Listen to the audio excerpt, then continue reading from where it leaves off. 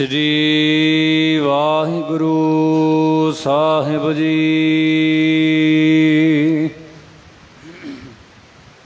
मारू महला पहला।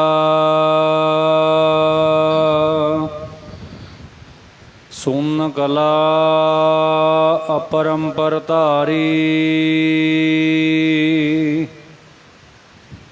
आप निरालम अपर अपारी। आपे कुदरत कर कर दिखै। सुना हो सुन उपाईदा।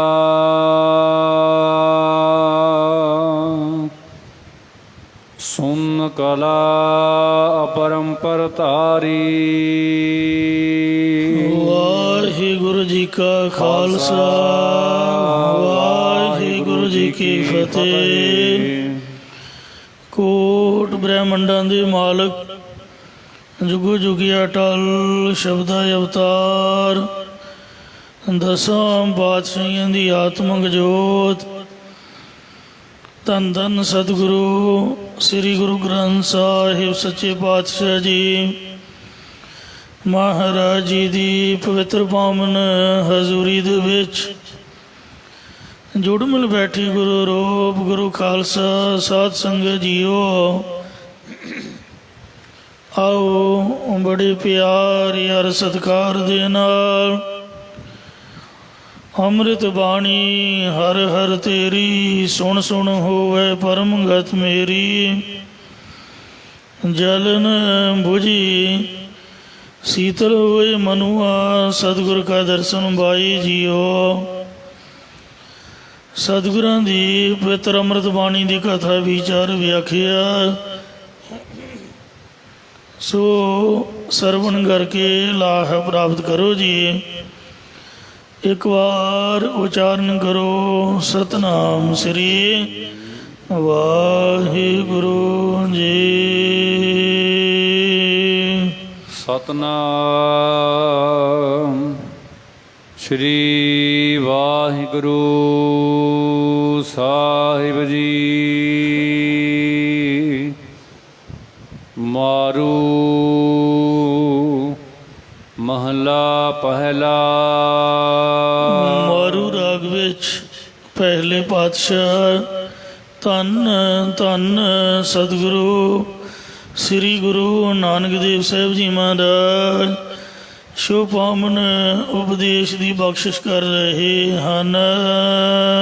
सुन कला परंपर धारी।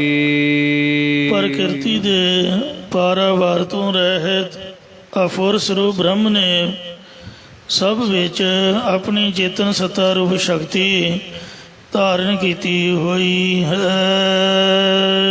आप निरालम अपर अपारी।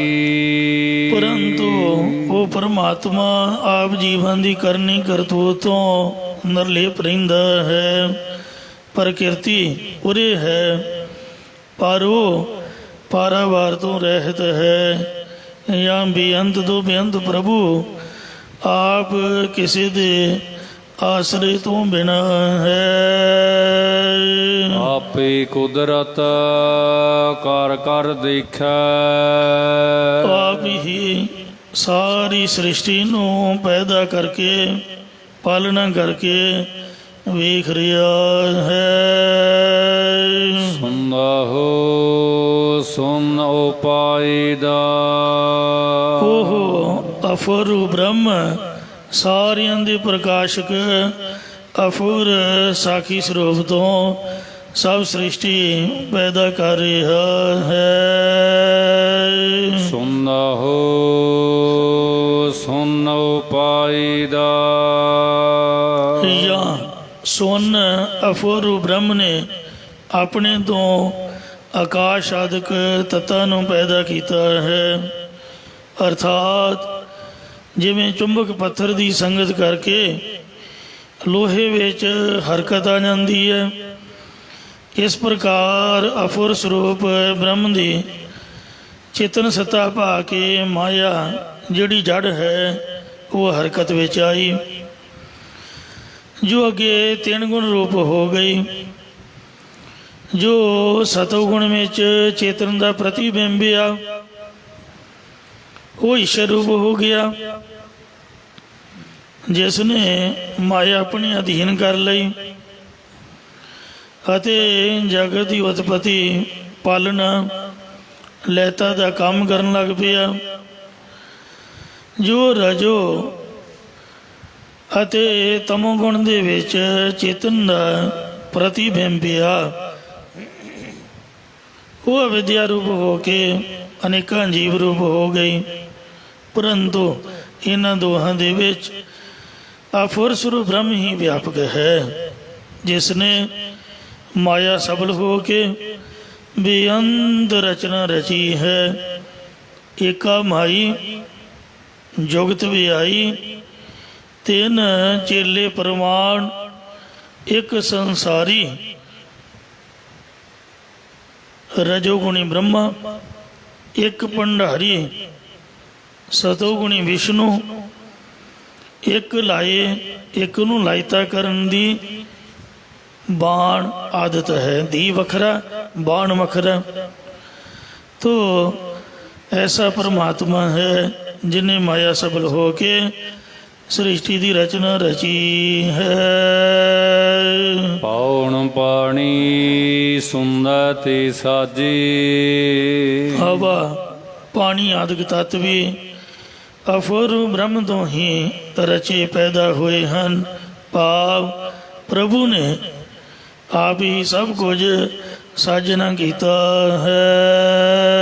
ਸ੍ਰਿਸ਼ਟ ਉਪਾਇ ਕਾਇਆ ਗੜ ਰਾਜੇ, ਇਸ ਸ੍ਰਿਸ਼ਟੀ ਨੂੰ ਪੈਦਾ ਕਰਕੇ ਇਸ ਬ੍ਰਹਮੰਡ ਰੂਪੀ ਦੇਹੀ ਦੇ ਕਿਲੇ ਜਾਂ ਇਸ ਦੇਹੀ ਰੂਪ ਕਿਲੇ ਵਿੱਚ ਪਰਮਾਤਮਾ ਰਾਜਾ ਰੂਪ ਹੋ ਕੇ ਬਿਰਾਜਮਾਨ ਹੋ ਰਿਹਾ ਜਾਂ ਰਾਜੇ ਪ੍ਰਕਾਸ਼ਮਾਨ ਹੋ ਰਿਹਾ ਹੈ। ਅਗਨ ਪਾਣੀ ਜਿਉ ਜੋਤ ਤੁਮਾਰੀ, ਹੇ ਪਰਮਾਤਮਾ, ਅੱਗ ਵਿੱਚ ਪ੍ਰਕਾਸ਼, ਪਾਣੀ ਵਿੱਚ ਦ੍ਰਵਤਾ, ਜੀਵਨ ਦੇ ਵਿੱਚ ਚੇਤਨ ਸੱਤਾ ਰੂਪ ਤੇਰੀ ਹੀ ਜੋਤੀ ਹੈ। ਸੁਨੇ ਕਲਾ ਰਹਾਏ ਦਾ, ਤੂੰ ਅਫੁਰਬ ਹੁੰਦਾ ਹੋਇਆ ਆਪਣੀ ਸ਼ਕਤੀ ਨਾਲ ਸਭ ਵਿੱਚ ਆਪਣੇ ਆਪ ਨੂੰ ਰੱਖਦਾ, ਅਸਥਿਤ ਕਰਦਾ ਹੈ। ਸੁਣਦਾ ਹੋ ਬ੍ਰਹਮਾ ਵਿਸ਼ਨ ਮਹੇਸ਼ ਉਪਾਏ, ਅਫੁਰ ਸਰੂਪ ਬ੍ਰਹਮ ਨੇ ਰਜੋਗੁਣੀ ਬ੍ਰਹਮਾ, ਸਤੋਗੁਣੀ ਵਿਸ਼ਨੂੰ, ਤਮੋਗੁਣੀ ਸ਼ਿਵ ਜੀ ਆਦਿਕ ਪ੍ਰਧਾਨ ਦੇਵਤੇ ਪੈਦਾ ਕੀਤੇ ਹਨ। ਮੇ ਵਰਤੇ ਜੋਗ ਸਬਾਏ, ਅਫੁਰ ਸਰੂਪ ਦੇ ਅੰਦਰ ਹੀ ਸਾਰੇ ਯੁਗ ਵਰਤ ਰਹੇ ਨੇ। ਜਾਂ ਅਫੁਰ ਸਰੂਪ ਪ੍ਰਭੂ ਸਭ ਯੁਗਾਂ ਵਿੱਚ ਆਪ ਹੀ ਵਰਤ ਰਿਹਾ ਹੈ।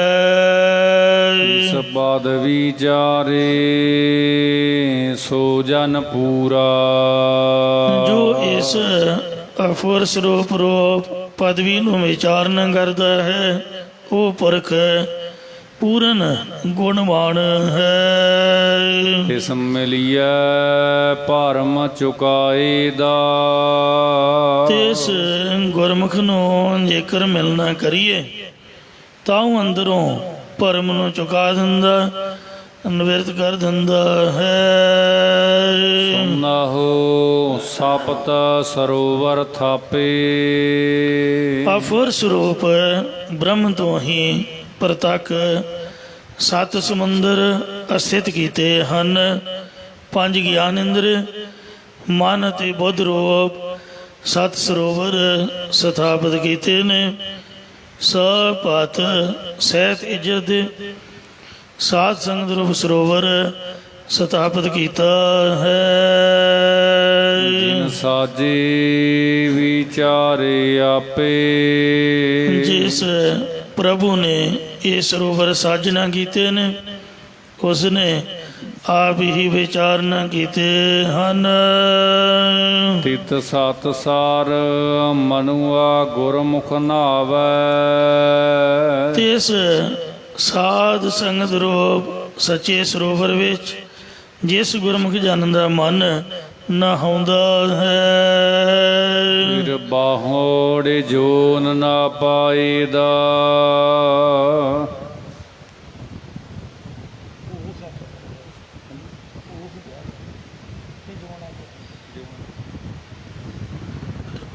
ਫਿਰ ਬਾਹੜ ਜੋਨ ਨਾ ਪਾਈਦਾ।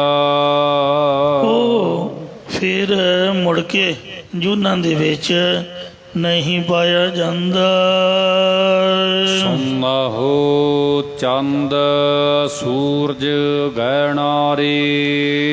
ਅਫੁਰ ਸਰੂਪ ਬ੍ਰਹਮ ਤੋਂ ਹੀ ਆਕਾਸ਼ ਵਿੱਚ ਚੰਦਰਮਾ ਅਤੇ ਸੂਰਜ ਪੈਦਾ ਹੋ ਕੇ ਪ੍ਰਕਾਸ਼ ਕਰ ਰਹੇ ਨੇ। ਇਸੇ ਪ੍ਰਕਾਰ ਸੁਨਾ ਹੋ ਚੰਦ ਸੂਰਜ ਗਹਿਣਾਰੇ। ਅਫੁਰ ਪ੍ਰਭੂ ਨੇ ਜਗਿਆਸੂ ਜਨਾਂ ਦੇ ਹਿਰਦੇ ਰੂਪ ਆਕਾਸ਼ ਵਿੱਚ ਵੈਰਾਗ ਰੂਪੀ ਚੰਦਰਮਾ ਅਤੇ ਵਿਵੇਕ ਰੂਪ ਸੂਰਜ ਪੈਦਾ ਕੀਤਾ ਹੈ। ਇਸ ਕੀ ਜੋਤ ਤ੍ਰਿਭਾਵਨ ਸਾਰੇ। ਉਸ ਅਫੁਰ ਸਰੂਪ ਦੀ ਚੇਤਨ ਸੱਤਾ ਰੂਪ ਜੋਤੀ ਤਿੰਨਾਂ ਭਵਨਾਂ ਦੇ ਵਿੱਚ, ਤਿੰਨਾਂ ਭਵਨਾਂ ਦੇ ਸਾਰੇ ਜੀਵਾਂ ਦੇ ਵਿੱਚ ਪਸਰ ਰਹੀ ਹੈ। ਸੁਨੇ ਅਲਖ ਅਪਾਰ ਨਿਰਾਲਮ। ਅਫੁਰ ਰੂਪ ਬ੍ਰਹਮ ਲਖਣ ਤੋਂ ਰਹਿਤ, ਪਾਰਾਵਾਰ ਤੋਂ ਰਹਿਤ, ਅਸੰਗ ਹੈ। ਸੁਨੇ ਤਾੜੀ ਲਾਏ ਦਾ। ਸੋ ਉਹ ਅਫੁਰ ਸਰੂਪ ਹੁੰਦਾ ਹੋਇਆ ਵੀ ਆਪਣੀ ਸਵੈ ਮਹਿਮਾ ਦੇ ਵਿੱਚ ਅਸਥਿਤ ਹੋ ਕੇ ਤਾੜੀ ਸਮਾਧੀ ਲਾਉਂਦਾ ਹੈ। ਸੁਨਾ ਹੋ ਧਰਤ ਆਕਾਸ ਉਪਾਏ। ਅਫੁਰ ਸਰੂਪ ਬ੍ਰਹਮ ਤੋਂ ਹੀ ਧਰਤੀ ਅਤੇ ਆਕਾਸ਼ ਆਦਿਕ ਪੈਦਾ ਹੋਏ ਹਨ। ਬਿਨ ਥੰਮਾ ਰਾਖੇ ਸੱਚ ਕਲ ਪਾਏ। ਸੱਚੇ ਅਫੁਰ ਸਰੂਪ ਪ੍ਰਭੂ ਨੇ ਆਪਣੀ ਸ਼ਕਤੀ ਪਾ ਕੇ ਬਗੈਰ ਕਿਸੇ ਥੰਮਾਂ ਤੋਂ ਰੱਖੇ ਨੇ। ਭਾਵ ਕੋਈ ਵੀ ਬਾਹਰੀ ਆਸਰਾ ਨਹੀਂ ਦਿੱਤਾ। ਭਵਨ ਸਾਜ ਮੇਹੁਲੀ ਮਾਇਆ। ਤਿੰਨਾਂ ਭਵਨਾਂ ਨੂੰ ਪੈਦਾ ਕਰਕੇ ਪਰਮਾਤਮਾ ਨੇ ਮਾਇਆ ਦੀ ਤੜਾਗੀ ਵਿੱਚ ਪਾਇਆ ਹੋਇਆ ਹੈ। ਆਪੋ ਪਾਈ ਖਪਾਈ ਦਾ। ਫਿਰ ਆਪ ਹੀ ਸ੍ਰਿਸ਼ਟੀ ਨੂੰ ਪੈਦਾ ਕਰਦਾ ਅਤੇ ਖਪਾਉਂਦਾ, ਨਾਸ਼ ਕਰਦਾ ਹੈ। ਸੁਨਾ ਹੋ ਖਾਣੀ ਸੁਨਾ ਹੋ ਬਾਣੀ। ਅਫੁਰ ਸਰੂਪ ਤੋਂ ਹੀ ਚਾਰ ਖਾਣੀਆਂ ਅੰਡਜ, ਜੀਰਜ, ਸੇਤਜ, ਉਤਪੁਜ ਇਹ ਪੈਦਾ ਕੀਤੀਆਂ ਹੋਈਆਂ ਨੇ। ਅਤੇ ਅਫੁਰ ਸਰੂਪ ਪ੍ਰਭੂ ਤੋਂ ਹੀ ਚਾਰ ਪ੍ਰਕਾਰ ਦੀਆਂ ਬਾਣੀਆਂ ਬੈਖਰੀ, ਮੱਧਮ, ਬਸੰਤੀ, ਪਰ ਇਹ ਪੈਦਾ ਹੋਈਆਂ ਹਨ। ਸੁਨ ਹੋ ਪੁਜੀ ਸੁਨ ਸਮਾਣੀ। ਅਫੁਰ ਸਰੂਪ ਤੋਂ ਹੀ ਇਹ ਖਾਣੀਆਂ ਤੇ ਬਾਣੀਆਂ ਪੈਦਾ ਹੋਈਆਂ ਨੇ ਜਾਂ ਸ੍ਰਿਸ਼ਟੀ ਪੈਦਾ ਹੋਈ ਹੈ, ਜੋ ਅੰਤ ਨੂੰ ਅਫੁਰ ਸਰੂਪ ਦੇ ਵਿੱਚ ਹੀ ਸਮਾ ਜਾਵੇਗੀ। ਔਤ ਭੋਜ ਚੜ੍ਹਦ ਕੀਆ ਸਿਰ ਕਰਤਾ। ਸ਼੍ਰੋਮਣੀ ਰਚਨਹਾਰ ਪ੍ਰਭੂ ਨੇ ਬਨਸਪਤੀ ਆਦਿ ਖਾਣੀਆਂ ਦਾ ਕੌਤਕ ਕੀਤਾ ਹੈ। ਉਤ ਭੋਜ, ਉਤ ਕ੍ਰਿਸ਼ਨ ਪੂਜਾ ਵਾਲੇ ਸ਼੍ਰੋਮਣੀ ਕਰਤਾ ਪੁਰਖ ਨੇ ਆਪ ਹੀ ਇਹ ਸੰਸਾਰ ਰੂਪੀ ਕੌਤਕ ਰਚਨਾ ਕੀਤਾ ਹੈ। ਔਰ ਇਸ ਕੌਤਕ ਦੇ ਵਿੱਚ ਰਹਿੰਦਾ ਹੋਇਆ ਵੀ ਬਿਸਮਾਦ ਸ਼ਬਦ ਦੇਖਾਏ ਦਾ। ਜੋ ਗੁਰਾਂ ਦੇ ਉਪਦੇਸ਼ ਦੀ ਕਮਾਈ ਕਰਦਾ ਹੈ, ਉਸ ਨੂੰ ਆਸ਼ਚਰਜ ਰੂਪ ਬ੍ਰਹਮ ਆਪਣਾ ਸਰੂਪ ਵਿਖਾ ਦਿੰਦਾ ਹੈ। ਸੁਨਹੁ ਰਾਤ ਦਿਨ ਸਦੋਏ ਕੀਏ। ਅਫੁਰ ਸਰੂਪ ਬ੍ਰਹਮ ਨੇ ਆਪਣੇ ਆਪ ਤੋਂ ਹੀ ਰਾਤ ਅਤੇ ਦਿਨ ਇਹ ਦੋਵੇਂ ਬਣਾਉਣਾ ਕੀਤੇ ਨੇ। ਇਸੇ ਪ੍ਰਕਾਰ ਸੁਨਹੁ ਰਾਤ ਦਿਨ ਸਦੋਏ ਕੀਏ। ਰਾਤ ਦੀ ਨਿਆਈ ਅਗਿਆਨੀ ਅਤੇ ਦਿਨ ਦੀ ਨਿਆਈ ਗਿਆਨਮਾਨ, ਇਹ ਦੋਵੇਂ ਅਫੁਰ ਸਰੂਪ ਬ੍ਰਹਮ ਨੇ ਆਪਣੇ ਆਪ ਤੋਂ ਹੀ ਬਣਾਏ ਹਨ। ਓਪਤ ਖਾਪਤ ਸੁਖਾ ਦੁਖ ਦੀਏ। ਸ੍ਰਿਸ਼ਟੀ ਦੀ ਉਤਪਤੀ ਅਤੇ ਪਰਲੋ ਆਪ ਕਰਦਾ ਹੈ ਅਤੇ ਜੀਵਨ ਦੀ ਕਰਨੀ ਅਨੁਸਾਰ ਸੁਖ ਦੁਖ ਪੁਰਬ ਜਨਮ ਕੇ ਕੀਏ। ਸੋ ਜਾਣੈ ਜਿਨ ਦਾਤੈ ਦੀਏ, ਕਿਸ ਕੋ ਦੋਸ ਦੇਹ ਤੂੰ ਪ੍ਰਾਣੀ, ਸਹੋ ਆਪਣਾ ਕੀਆ ਕਰਾ ਰਹੇ। ਇਹਨਾਂ ਦੇ ਕਰਮ ਅਨੁਸਾਰ ਹੀ ਸੁਖ ਦੁੱਖ ਮਹਾਰਾਜ ਨੇ ਦੇਣਾ ਕੀਤੇ ਨੇ। ਸੁਖ ਦੁਖ ਹੀ ਤੇ ਅਮਰ ਅਤੀਤਾ। ਉਹ ਪਰਮਾਤਮਾ ਆਪ ਹੀ ਨਿਸ਼ਚੈ ਕਰਕੇ ਸੁੱਖਾਂ ਅਤੇ ਦੁੱਖਾਂ ਤੋਂ ਅਸੰਗ ਅਤੇ ਮਰਨ ਤੋਂ ਰਹਿਤ ਹੈ। ਗੁਰਮੁਖ ਨਿਜ ਘਰ ਪਾਏਦਾ। ਮੁਖੀ ਗੁਰਾਂ ਦੁਆਰਾ ਉਸ ਦਾ ਆਪਣਾ ਸਰੂਪ ਰੂਪੀ ਘਰ ਪਾਉਣਾ ਕਰੀਦਾ ਹੈ। ਸਾਮ ਵੇਦ ਰੋਗ ਜੁਜੁਰ ਅਥਰ ਬਣ। ਜੋ ਸਾਮ ਵੇਦ, ਰੇਗ ਵੇਦ, ਯਜੁਰਵੇਦ ਅਤੇ ਅਥਰਵਣ ਵੇਦ ਨੇ, ਇਹਨਾਂ ਵੇਦਾਂ ਨੂੰ ਪ੍ਰਵਿਰਤ ਕਰਨ ਵਾਲਾ ਜੋ ਮੁਖੀ ਬ੍ਰਹਮਾ ਆਦਿਕ ਇਹ ਹੈ। ਬ੍ਰਹਮੇ ਮੁਖ ਮਾਇਆ ਹੈ ਤ੍ਰੈ ਗੁਣ। ਮੁਖੀ ਬ੍ਰਹਮਾ ਆਦਿਕ ਮਾਇਆ ਦੇ ਤਿੰਨਾਂ ਗੁਣਾਂ ਵਿੱਚ ਹੀ ਪੈਦਾ ਕੀਤੇ ਹੋਏ ਨੇ। ਭਾਵ ਵੇਦਾਂ ਦਾ ਉਪਾਸ਼ਨਾ ਕਾਂਡ ਰਾਜਸੀ ਹੈ, ਕਰਮ ਕਾਂਡ ਤਾਮਸੀ ਹੈ ਅਤੇ ਗਿਆਨ ਕਾਂਡ ਇਹ ਸਾਂਤਕੀ ਹੈ। ਤਾ ਕੀ ਕੀਮਤ ਕੈ ਨਾ ਸਕੈ ਕੋ। ਇਸ ਪ੍ਰਭੂ ਦੀ ਕੀਮਤ ਨੂੰ ਕੋਈ ਵੀ ਨਹੀਂ ਕਹਿ ਸਕਦਾ। ਤਿਉ ਬੋਲੇ ਜਿਉ ਬੋਲਾਏ ਦਾ। ਜੀਵ ਤਿਵੇਂ ਹੀ ਬੋਲਦੇ ਨੇ ਜਿਵੇਂ ਉਹ ਪਰਮਾਤਮਾ ਜੀਵਾਂ ਦੇ ਪਾਸੋਂ ਬੁਲਾਉਣਾ ਕਰਦਾ ਹੈ। ਸੁਨਹੁ ਸਪਤ ਪਾਤਾਲ ਉਪਾਏ। ਅਫੁਰ ਸਰੂਪ ਪ੍ਰਭੂ ਨੇ ਆਪਣੇ ਆਪ ਤੋਂ ਹੀ ਸੱਤ ਪਾਤਾਲ, ਅਤਲ, ਬੇਤਲ, ਸੁਤਲ, ਤਲਾਤਲ, ਮਹਾਤਲ, ਰਸਾਤਲ, ਪਤਾਲ ਇਹ ਪੈਦਾ ਕੀਤੇ ਹਨ। ਸੁਨਹੁ ਭਾਵਨ ਰੱਖੇ ਲਿਵ ਲਾਏ। ਅਫੁਰ ਸਰੂਪ ਪ੍ਰਭੂ ਨੇ 14 ਲੋਕ ਲਿਵ ਲਗਾ ਕੇ ਰੱਖੇ ਹੋਏ ਹਨ, ਅਰਥਾਤ ਸਾਰੇ ਭਵਨ ਆਪਣੇ ਧਿਆਨ ਵਿੱਚ ਰੱਖੇ ਨੇ। ਜਾਂ ਜਿਸ ਅਫੁਰ ਸਰੂਪ ਤੋਂ 14 ਭਵਨ ਉਤਪਤ ਹੋਏ ਹਨ, ਉਸ ਵਿੱਚ ਆਪਣੀ ਲਿਵ ਬਿਰਤੀ ਲਾ ਕੇ ਰੱਖਣਾ ਕਰੇ, ਇਹ ਜੀਵ ਦਾ ਫਰਜ਼ ਹੈ। ਆਪੇ ਕਾਰਣ ਕੀਆ ਪਰੰਪਰਾ। ਇਹ ਪ੍ਰਕਿਰਤੀ ਦੇ ਪਾਰੰਵਾਰ ਤੋਂ ਰਹਿਤ ਪਰਮਾਤਮਾ, ਤੂੰ ਆਪਣੇ ਆਪ ਤੋਂ ਹੀ ਸੰਸਾਰ ਦੀ ਰਚਨਾ ਦਾ ਕਾਰਨ ਕੀਤਾ ਹੈ, ਜਾਂ ਤੂੰ ਆਪ ਹੀ ਕਾਰਨ ਰੂਪ ਹੋ ਕੇ ਸੰਸਾਰ ਨੂੰ ਪੈਦਾ ਕੀਤਾ ਹੈ। ਸਭ ਤੇਰੋ ਕੀਆ ਕਮਾਏ ਦਾ। ਸਾਰਾ ਸੰਸਾਰ ਤੇਰਾ ਕੀਤਾ ਹੋਇਆ ਹੁਕਮ ਹੀ ਕਮਾਉਂਦਾ ਹੈ। ਰਾਜ ਤਾਮ ਸਤ ਕਲ ਤੇਰੀ ਛਾਇਆ। ਇਹ ਪਰਮਾਤਮਾ ਰਜੋ ਗੁਣ, ਤਮੋ ਗੁਣ, ਸਤੋ ਗੁਣ ਇਹ ਤੇਰੀ ਹੀ ਸ਼ਕਤੀ ਦੇ ਆਸਰੇ ਹਨ, ਜਾਂ ਤੇਰੀ ਸ਼ਕਤੀ ਨੇ ਇਹਨਾਂ ਗੁਣਾਂ ਨੂੰ ਬਣਾਇਆ ਹੈ, ਜਾਂ ਇਹਨਾਂ ਵਿੱਚ ਤੇਰੀ ਹੀ ਕਲਾ ਛਾਈ ਹੋਈ ਹੈ, ਜਾਂ ਇਹਨਾਂ ਵਿੱਚ ਤੇਰਾ ਹੀ ਪ੍ਰਤੀਬਿੰਬ ਪੈ ਰਿਹਾ। ਭਾਵ ਜੋ ਪ੍ਰਤੀਬਿੰਬ ਸ਼ੁੱਧ ਸਤੋਗੁਣ ਵਿੱਚ ਪੈਂਦਾ ਹੈ ਉਹ ਈਸ਼ਰ ਕਹਾਉਂਦਾ ਹੈ, ਜੋ ਤਮੋ ਤੇ ਰਜੋਗੁਣ ਵਿੱਚ ਪੈਂਦਾ ਹੈ ਉਹ ਜੀਵ ਕਹਾਉਂਦਾ ਹੈ। ਜਨਮ ਮਰਨ ਹਉ ਮੈਂ ਦੁੱਖ ਪਾਇਆ। ਇਹਨਾਂ ਗੁਣਾਂ ਵਿੱਚ ਫਸ ਕੇ ਜੀਵਾਂ ਨੇ ਹੰਗਤਾ ਮਮਤਾ ਕਰਕੇ ਜੰਮਣ ਮਰਨ ਦਾ ਦੁੱਖ ਪਾਇਆ ਹੈ। ਜਿਸਨੂੰ ਕਿਰਪਾ ਕਰੇ ਹਰ ਗੁਰਮੁਖਾ।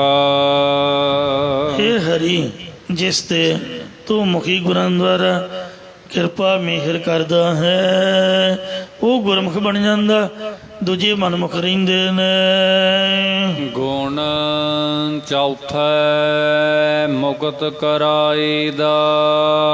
ਉਸ ਨੂੰ ਤਿੰਨਾਂ ਗੁਣਾਂ ਤੋਂ ਉੱਪਰ ਚੌਥੇ ਤੁਰਿਆ ਪਦ ਵਿੱਚ ਸਥਿਤ ਕਰਕੇ ਜੰਮਣ ਮਰਨ ਦੇ ਦੁੱਖਾਂ ਤੋਂ ਮੁਕਤੀ ਕਰਾਉਂਦਾ ਹੈ। ਸੁਨਾ ਹੋਇ ਉਪਜੀ ਦਾਸ ਅਵਤਾਰਾ। ਉਸ ਅਫੁਰ ਸਰੂਪ ਪ੍ਰਭੂ ਤੋਂ ਹੀ ਵਿਸ਼ਨੂੰ ਦੇ 10 ਅਵਤਾਰ ਪੈਦਾ ਹੋਏ ਹਨ। ਸ੍ਰਿਸ਼ਟ ਉਪਾਇ ਕੀਆ ਪਾਸਾਰਾ। ਜਿਸ ਨੇ ਸਾਰੀ ਸ੍ਰਿਸ਼ਟੀ ਨੂੰ ਪੈਦਾ ਕਰਕੇ ਸਾਰਾ ਪਸਾਰਾ ਆਪਣੇ ਅਧੀਨ ਕੀਤਾ ਹੋਇਆ ਹੈ। ਦੇਵ ਦਾਨਵ ਗਣ ਗੰਧਰਵ ਸਾਜੇ।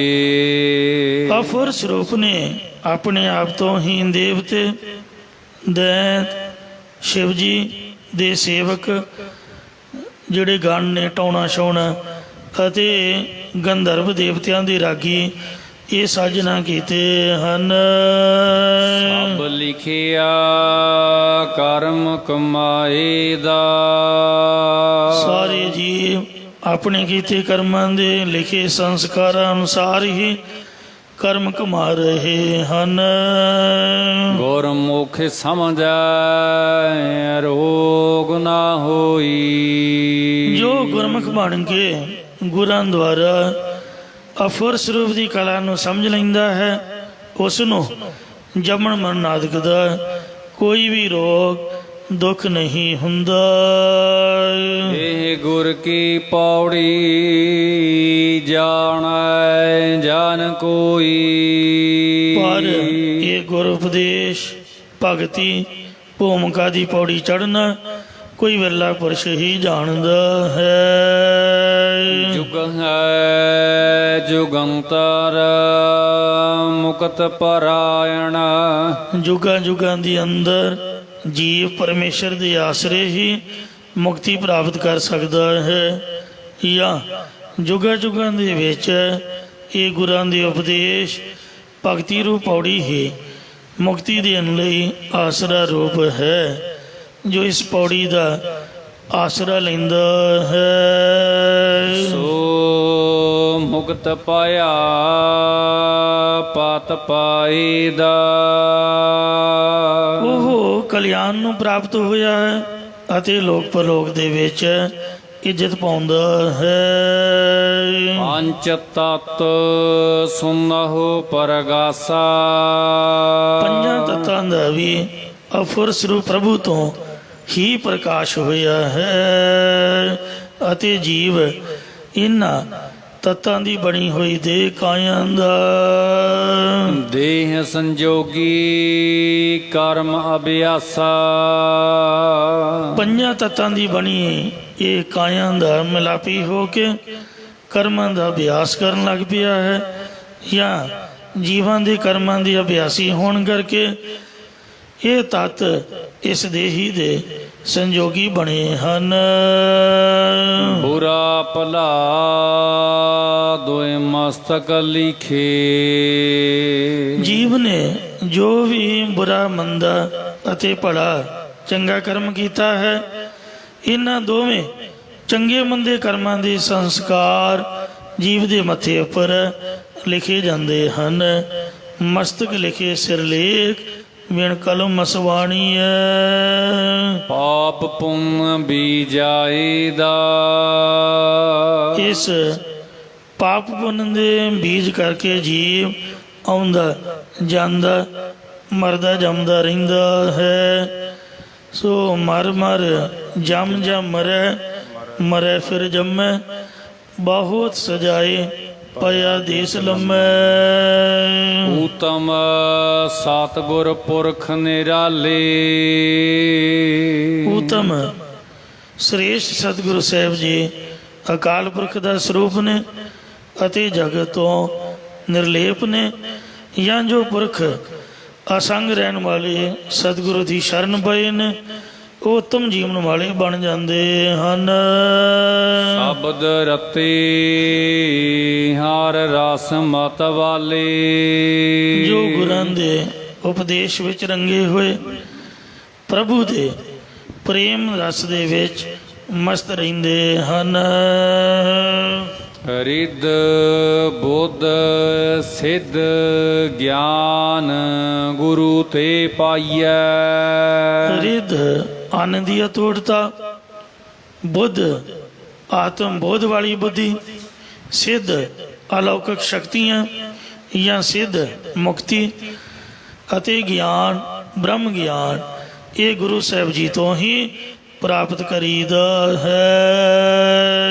ਪੂਰੇ ਭਾਗ ਮਿਲਾਏ ਦਾ।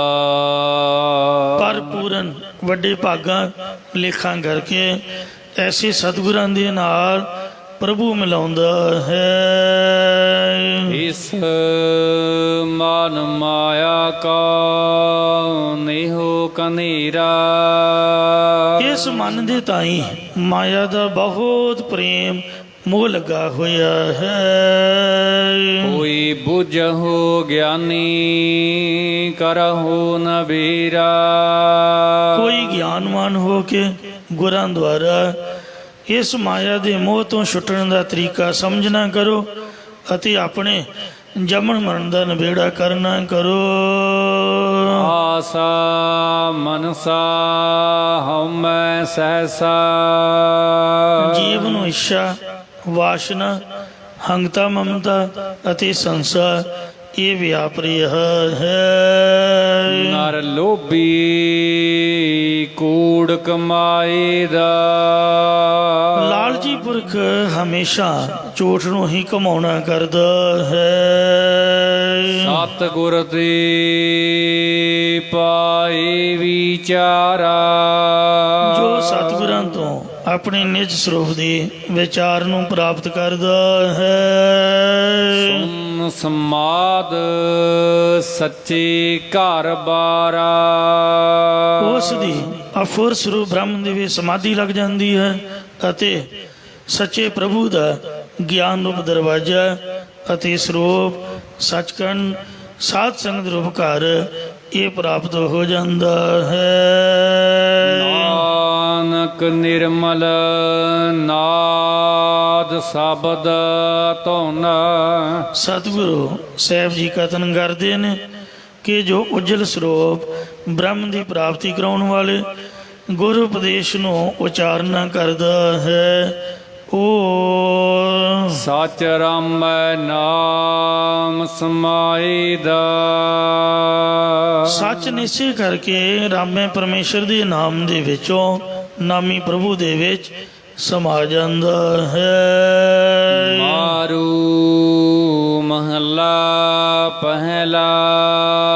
ਪਹਿਲੇ ਪਾਤਸ਼ਾਹ ਧੰਨ ਧੰਨ ਸਤਿਗੁਰੂ ਨਾਨਕ ਦੇਵ ਸਾਹਿਬ ਜੀ ਮਹਾਰਾਜ ਮਾਰੂ ਰਾਗ ਦੇ ਵਿੱਚ ਇਹ 18ਵਾਂ 16 ਸ਼ਬਦ ਉਚਾਰ ਰਹੇ ਹਨ।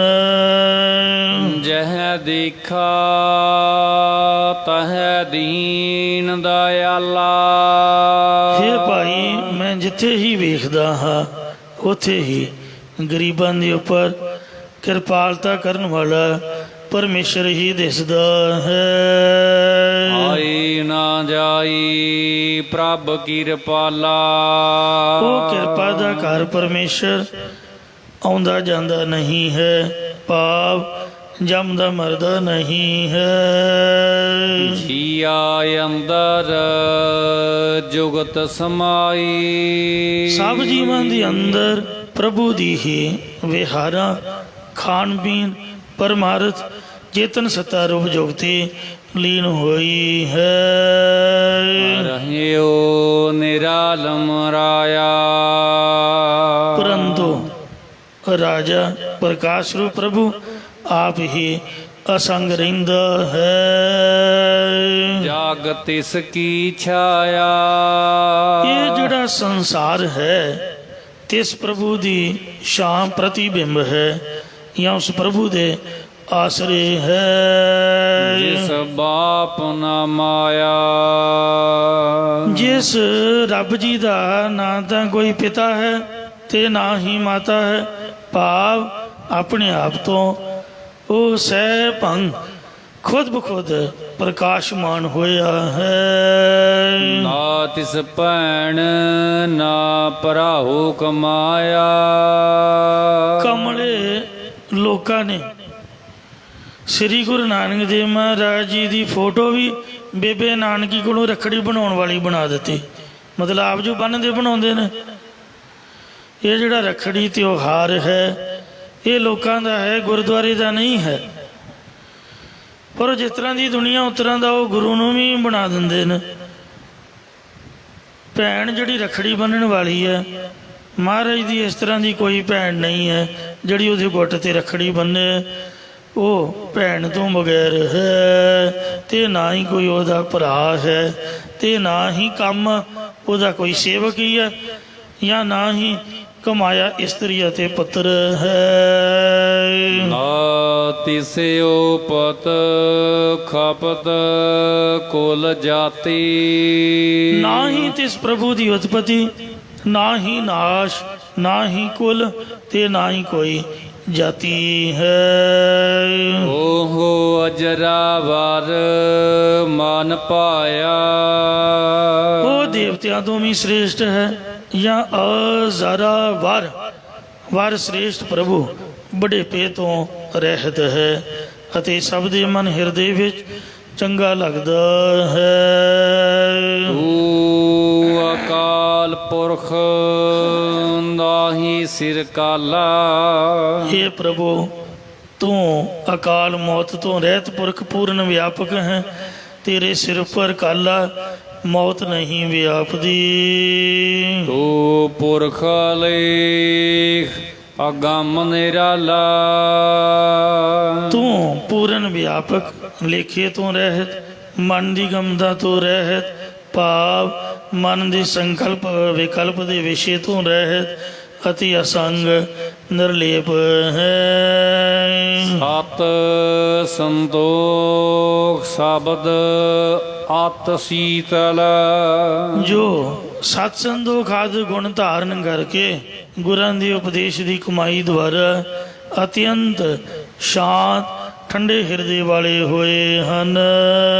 ਸਹਿਜ ਭਾਈ ਲਿਵ ਲਾਇਆ। ਉਹਨਾਂ ਨੇ ਸੁਤੇ ਸਿੱਧ ਹੀ ਸ਼ਾਂਤੀ ਸੁਭਾਅ ਧਾਰ ਕੇ ਤੇਰੇ ਸਰੂਪ ਦੇ ਵਿੱਚ ਆਪਣੀ ਲੇਵ ਬਿਰਤੀ ਨੂੰ ਲਾਇਆ ਹੈ। ਤ੍ਰੈ ਵਰਤਾਈ ਚੌਥਾ ਘਰ ਵਾਸਾ। ਜਿਸ ਨੇ ਤਿੰਨ ਗੁਣ ਵਰਤਾ ਭਾਵ ਤਿਆਗ ਦਿੱਤੇ ਨੇ, ਉਸ ਦਾ ਚੌਥੇ ਤੁਰਿਆ ਪਦ ਰੂਪ ਘਰ ਦੇ ਵਿੱਚ ਨਿਵਾਸ ਹੁੰਦਾ ਹੈ। ਕਾਲ ਬਿਕਾਲ ਕੀ ਇੱਕ ਗ੍ਰਾਸਾ। ਉਸ ਨੇ ਮੌਤ ਅਤੇ ਮੌਤ ਤੋਂ ਉਲਟ ਭਾਵ ਜਨਮ ਨੂੰ ਇੱਕ ਗ੍ਰਾਹੀ ਕੀਤਾ ਹੈ, ਭਾਵ ਉਹ ਜਮਨ ਮਰਨ ਤੋਂ ਰਹਿਤ ਹੈ। ਨਿਰਮਲ ਜੋਤ ਸਰਬ ਜਗ ਜੀਵਨ। ਉਸ ਪ੍ਰਭੂ ਦੀ ਜੋਤੀ ਉਜਲ ਹੈ, ਉਹ ਸਾਰੇ ਜਗਤ ਦਾ ਜੀਵਨ ਰੂਪ ਹੈ। ਗੁਰੂ ਸਾਹਿਬ ਜੀ ਨੇ ਗੁਰ ਅਨਹਦ ਸ਼ਬਦ ਦਿਖਾਇਆ। ਗੁਰਾਂ ਨੇ ਜਿਸ ਨੂੰ ਇੱਕ ਰਸ ਆਪਣੇ ਉਪਦੇਸ਼ ਵਿੱਚ ਜੋੜਿਆ, ਉਸ ਨੂੰ ਉਹ ਸਰੂਪ ਪ੍ਰਗਟ ਕਰਕੇ ਵਿਖਾ ਦਿੱਤਾ ਹੈ। ਊਤਮ ਜਨ ਸੰਤ ਭਲੇ ਹਰ ਪਿਆਰੇ। ਹਰੀ ਪਰਮੇਸ਼ਰ ਦੇ ਪਿਆਰੇ ਸ਼ਾਂਤ ਚਿਤ ਮਹਾਤਮਾ ਜਨ ਚੰਗੇ ਅਤੇ ਉੱਤਮ ਜੀਵਨ ਵਾਲੇ ਸ੍ਰੇਸ਼ਟ ਪੁਰਖ ਹਨ। ਹਰ ਰਸ ਮਾਤੇ ਪਾਰ ਉਤਾਰੇ। ਉਹ ਹਰੀ ਪਰਮੇਸ਼ਰ ਦੇ ਪ੍ਰੇਮ ਰਸ ਵਿੱਚ ਮਸਤ ਰਹਿੰਦੇ ਨੇ। ਪਰਮੇਸ਼ਰ ਨੇ ਉਹਨਾਂ ਨੂੰ ਸੰਸਾਰ ਸਮੁੰਦਰ ਤੋਂ ਪਾਰ ਉਤਾਰ ਦਿੱਤਾ ਹੈ। ਜਾਂ ਉਹ ਆਪ ਤਾਂ ਪਾਰ ਹੋ ਗਏ ਨੇ, ਹੋਰਨਾਂ ਨੂੰ ਪਾਰ ਉਤਾਰਨ ਵਾਲੇ ਹਨ। ਨਾਨਕ ਰੇਣ ਸੰਤ ਜਾਨ ਸੰਗਤ। ਸਤਿਗੁਰੂ ਸਾਹਿਬ ਜੀ ਕਥਨ ਕਰਦੇ ਨੇ ਕਿ ਜਿਨ੍ਹਾਂ ਨੇ ਹੋ ਹਰ ਗੁਰ ਪ੍ਰਸਾਦੀ ਪਾਇਆ। ਸਤਿਗੁਰੂ ਸਾਹਿਬ ਜੀ ਕਥਨ ਕਰਦੇ ਨੇ ਕਿ ਜਿਨ੍ਹਾਂ ਨੇ ਗੁਰਾਂ ਦੀ ਕਿਰਪਾ ਕਰਕੇ ਹਰੀ ਪਰਮੇਸ਼ਰ ਨੂੰ ਪਾਉਣਾ ਕੀਤਾ ਹੈ, ਮੈਂ ਉਹਨਾਂ ਸ਼ਾਂਤ ਚਿਤ ਮਹਾਤਮਾ ਜਨਾਂ ਦੀ ਸੰਗਤ ਦੇ ਚਰਨ ਧੂੜੀ ਹੋਣਾ ਮੰਗਦਾ ਹਾਂ। ਤੂੰ ਅੰਤਰ ਜਾਮੀ ਜੀ ਸਭ ਤੇਰੇ। ਹੇ ਪ੍ਰਮਾਤਮਾ, ਤੂੰ ਅੰਦਰ ਦੀ ਜਾਣਨ ਵਾਲਾ ਹੈ। ਸਾਰੇ ਜੀਵ ਤੇਰੇ ਹੀ ਪੈਦਾ ਕੀਤੇ ਹੋਏ ਹਨ। ਤੂੰ ਦਾਤਾ ਹਮ ਸੇਵਕ ਤੇਰੇ। ਤੂੰ ਦਾਤਾ ਹਮ ਸੇਵਕ ਤੇਰੇ। ਤੂੰ ਦਾਤਾ ਦੇਣ ਵਾਲਾ ਹੈ। ਅਸੀਂ ਹਮ ਤਮਾਮ ਜੀਵ ਤੇਰੇ ਸੇਵਕ ਦਾਸ ਹਾਂ। ਅੰਮ੍ਰਿਤ ਨਾਮ ਕਿਰਪਾ ਕਰ ਦੀਜੈ। ਹੇ ਪ੍ਰਮਾਤਮਾ, ਤੂੰ ਕਿਰਪਾ ਮਿਹਰ ਕਰਕੇ ਆਪਣਾ ਅਮਰ ਕਰਨ ਵਾਲਾ ਨਾਮ ਸਾਨੂੰ ਦੇਣਾ ਕਰ। ਗੁਰ ਗਿਆਨ ਰਤਨ ਦੀ ਪਾਇਆ। ਜਿਸ ਨੂੰ ਤੂੰ ਆਪਣਾ ਨਾਮ ਦਿੱਤਾ ਹੈ, ਉਸ ਦੇ ਅੰਦਰ ਗੁਰਾਂ ਨੇ ਤੇਰੇ ਸਰੂਪ ਦਾ ਗਿਆਨ ਰੂਪ ਰਤਨ ਦਾ ਦੀਵਾ ਪ੍ਰਕਾਸ਼ ਕਰ ਦਿੱਤਾ ਹੈ। ਪੰਚ ਤਤ ਮਿਲ ਇਹੋ ਤਨ ਕੀਆ। ਤੂੰ ਪੰਜਾਂ ਤੱਤਾਂ ਨੂੰ ਮੇਲ ਕੇ ਇਹ ਸਰੀਰ ਨੂੰ ਪੈਦਾ ਕੀਤਾ ਹੈ। ਆਤਮ ਰਾਮ ਪਾਏ ਸੌਖ ਥੀਆ। ਇਸ ਵਿੱਚ ਜਿਸ ਨੇ ਆਪਣੀ ਆਤਮਾ ਨੂੰ ਰਾਮ ਸਰੂਪ ਨਿਸ਼ਚੈ ਕਰਨਾ ਪਾਇਆ, ਉਸ ਨੂੰ ਆਤਮਿਕ ਸੁਖ ਪ੍ਰਾਪਤ ਹੋਇਆ ਹੈ। ਧਰਮ ਕਰਤੂਤ ਅੰਮ੍ਰਿਤ ਫਲ ਲਾਗਾ। ਜਿਸ ਨੇ ਨਿਸ਼ਕਾਮ ਕਰਮ ਰੂਪੀ ਕਰਨੀ ਕੀਤੀ ਹੈ, ਉਸ ਨੂੰ ਅੰਮ੍ਰਿਤ ਨਾਮ ਕਰਕੇ ਬ੍ਰਹਮ ਗਿਆਨ ਰੂਪ ਫਲ ਲੱਗਾ ਹੈ। ਹਰ ਨਾਮ ਰਤਨ ਮਨ ਪਾਇਆ। ਕਿਉਂਕਿ ਉਸਨੇ ਹਰੀ ਨਾਮ ਰੂਪੀ ਰਤਨ ਆਪਣੇ ਮਨ ਹਿਰਦੇ ਵਿੱਚ ਪਾਉਣਾ ਕੀਤਾ ਹੈ। ਨਾ ਤਿਸ ਭੂਖ ਪਿਆਸ ਮਨ ਮਾਨਿਆ। ਜਿਸ ਦਾ ਮਨ ਪ੍ਰਭੂ ਦੇ ਸਰੂਪ ਦੇ ਵਿੱਚ ਮੰਨ ਗਿਆ ਹੈ, ਤਿਸ ਨੂੰ ਨਾ ਹੀ ਪਦਾਰਥਾਂ ਦੀ ਆਸਾ ਰੂਪੀ ਭੁੱਖ ਹੈ ਅਤੇ ਨਾ ਹੀ ਰਸਾਂ ਕਸਾਂ ਦੀ ਤ੍ਰਿਸ਼ਨਾ ਰੂਪ ਤ੍ਰੇਹ ਹੈ। ਸਰਬ ਨਿਰੰਜਨ ਘਾਟ ਘਾਟ ਜਾਣਿਆ। ਉਸ ਨੇ ਸ਼ੁੱਧ ਸਰੂਪ ਪ੍ਰਭੂ ਨੂੰ ਸਾਰਿਆਂ ਦੇ ਅੰਦਰ ਅਤੇ ਘਟਾਂ ਘਟਾਂ ਵਿੱਚ ਵਿਆਪਕ ਜਾਣ ਲਿਆ ਹੈ। ਅੰਮ੍ਰਿਤ ਰਸ ਰਾਤਾ ਕੇਵਲ ਬੈਰਾਗੀ। ਸੋ ਸੰਸਾਰ ਵੱਲੋਂ ਉਪਰਾਮ ਹੋ ਕੇ ਸਿਰਫ ਨਾਮ ਬ੍ਰਹਮਾਨੰਦ ਰੂਪ ਅੰਮ੍ਰਿਤ ਰਸ ਵਿੱਚ ਰੰਗਿਆ ਰਹਿੰਦਾ ਹੈ। ਜੋ ਅੰਮ੍ਰਿਤ ਨਾਮ ਰਸ ਵਿੱਚ ਰੰਗਿਆ ਰਹਿੰਦਾ ਹੈ, ਕੇਵਲ ਉਹੀ ਪੂਰਨ ਵੈਰਾਗਵਾਨ ਹੈ। ਗੁਰਮਤਿ ਭਾਈ ਸੁਭਾਇਆ। ਉਹ ਗੁਰਾਂ ਦੀ ਸਿੱਖਿਆ ਦੁਆਰਾ ਪ੍ਰੇਮ ਕਰਕੇ ਪ੍ਰਭੂ ਦੇ ਦਰ ਵਿੱਚ ਸ਼ੋਭਨੀਕ ਹੋਇਆ ਹੈ। ਅਧਿਆਤਮ ਕਰਮ ਕਰੀ ਦਿਨ ਰਾਤੀ। ਉਹ ਦਿਨ ਰਾਤ ਆਤਮਿਕ ਵਿਦਿਆ ਜਾਂ ਅਧਿਸ਼ਠਾਨ ਸਰੂਪ ਪ੍ਰਭੂ ਦੀ ਪ੍ਰਾਪਤੀ ਲਈ ਨਿਸ਼ਕਾਮ ਕਰਮ ਕਰਦਾ ਹੈ। ਨਿਰਮਲ ਜੋਤ ਨਿਰੰਤਰ ਜਾਤੀ। ਪਰਮੇਸ਼ਰ ਦੀ ਉਜਲ ਜੋਤੀ ਨੂੰ ਇੱਕ ਰਸ ਉਹ ਜਾਣ ਲੈਂਦਾ ਹੈ। ਸ਼ਬਦ ਰਸਾਲ ਰਸਨ ਰਸ ਰਸਨਾ। ਜੋ ਗੁਰੂ ਉਪਦੇਸ਼ ਰਸਾਂ ਦਾ ਘਰ ਹੈ, ਜਿਹੜਾ ਉਹਦੇ ਰਸਨਾ ਵਿੱਚ ਰਸਨਾ ਜੀਵ ਨੂੰ ਰਸ ਪ੍ਰੇਮ ਦੇ ਵਿੱਚ ਰਸਾ ਕੇ ਰੱਖਦਾ ਹੈ, ਏਣ ਰਸਾਲ ਵਜਾਇਆ। ਉਸ ਨੂੰ ਸਤਨਾਮ ਸ੍ਰੀ ਵਾਹਿਗੁਰੂ ਰੂਪ ਸੁੰਦਰ ਬੀਣ ਉਹ ਵੱਜ ਆਉਂਦੀ, ਪ੍ਰਗਟ ਹੋ ਆਉਂਦੀ ਹੈ। ਮੈਂ ਬੇਣ ਰਸਾਲ ਵਜਾਵੈ ਸੋਈ। ਇਸ ਸੁੰਦਰ ਬੀਣ ਨੂੰ ਉਹੀ ਪੁਰਖ ਵਜਾਉਂਦਾ ਹੈ, ਜਾ ਕੀ ਤ੍ਰਿਭਾਵਨ ਸੋਜੀ ਹੋਈ। ਜਿਸ ਦੀ ਬੁੱਧੀ ਵਿੱਚ ਤਿੰਨਾਂ ਭਵਨਾਂ ਦੀ ਗਿਆਤ ਹੁੰਦੀ ਹੈ, ਜਾਂ ਤਿੰਨਾਂ ਭਵਨਾਂ ਵਿੱਚ ਭਟਕਣ ਵਾਲੇ ਮਨ ਨੂੰ ਰੋਕਣ ਦੀ ਸੋਝੀ ਹੁੰਦੀ ਹੈ। ਨਾਨਕ ਬੁੱਝਾ ਹੋਏ ਬਿਦ ਗੁਰਮਤਿ। ਸਤਿਗੁਰੂ ਸਾਹਿਬ ਜੀ ਕਥਨ ਕਰਦੇ ਨੇ ਕਿ ਗੁਰਾਂ ਦੀ ਸਿੱਖਿਆ ਦੁਆਰਾ ਇਹ ਨਾਮ ਜਪਣ ਦੀ ਵਿਧੀ ਜੁਗਤੀ ਨੂੰ ਪੁੱਛਣਾ ਕਰੋ। ਹਰ ਰਾਮ ਨਾਮ ਲਿਵ ਲਾਇਆ। ਜਿਸਨੇ ਗੁਰਮਤਿ ਧਾਰਨ ਕੀਤੀ ਹੈ, ਉਸਨੇ ਹਰੀ ਪਰਮੇਸ਼ਰ ਦੇ ਰਾਮ ਨਾਮ ਦੇ ਵਿੱਚ ਆਪਣੀ ਲੇਵ ਬਿਰਤੀ ਨੂੰ ਲਾਉਣਾ ਕੀਤਾ ਹੈ। ਐਸੀ ਜਨ ਵਿਰਲੇ ਸੰਸਾਰੇ। ਅਜਿਹੇ ਪੁਰਖ ਸੰਸਾਰ ਵਿੱਚ ਬਿਰਲੇ ਟਾਵੇਂ ਟਾਵੇਂ ਹਨ। ਗੁਰ ਸ਼ਬਦ ਵਿਚਾਰਹਿ ਰਹੀ ਨਿਰਾਰੇ। ਜੋ ਗੁਰੂ ਦੇ ਉਪਦੇਸ਼ ਨੂੰ ਵਿਚਾਰਦੇ ਨੇ ਅਤੇ ਰਾਗ ਦੁਐਕ ਅਤੇ ਹਰਖ ਸੋਗ ਤੋਂ ਅਸੰਗ ਰਹਿੰਦੇ ਹਨ। ਆਪ ਤਰੰਗੈ ਸੰਗਤ ਕੁਲ ਤਾਰਹਿ। ਉਹ ਆਪ ਤਾਂ ਤਰਦੇ ਹੀ ਨੇ, ਆਪਣੀਆਂ ਕੁਲਾਂ ਤੇ ਸੰਗਤ ਕਰਨ ਵਾਲਿਆਂ ਨੂੰ ਵੀ ਤਾਰ ਦਿੰਦੇ ਹਨ। ਆਪ ਤਰੇ ਤਾਰੇਨ ਸਰਿਠ। ਤਿਨ ਸਫਲ ਜਨਮ ਜਾਗੇ ਆਇਆ। ਤਿੰਨਾਂ ਦਾ ਜਗਤ ਸੰਸਾਰ ਵਿੱਚ ਜਨਮ ਧਾਰ ਕੇ ਆਉਣਾ ਸਫਲ ਹੈ। ਕੱਲ ਬ੍ਰਹਮ ਗਿਆਨੀ ਪੂਰਨ ਮਹਾਂਪੁਰਖ ਸੰਤ ਬਾਬਾ ਅਜੀਤ ਸਿੰਘ ਜੀ ਹੰਸਾਲੀ ਸਾਹਿਬ ਵਾਲਿਆਂ ਦਾ ਗੁਰਦੁਆਰਾ ਹੰਸਾਲੀ ਸਾਹਿਬ ਵਿਖੇ ਬਹੁਤ ਪ੍ਰੇਮ ਉਤਸ਼ਾਹ ਸ਼ਰਧਾ ਨਾਲ ਸੰਗਤਾਂ ਨੇ ਜਨਮ ਦਿਹਾੜਾ ਮਨਾਇਆ। ਸਫਲ ਜਨਮ ਹਰ ਜਨ ਕਾ ਉਪਜਿਆ, ਜਿਨ ਕੀਨੋ ਸੌਤ ਵਿਧਾਤਾ।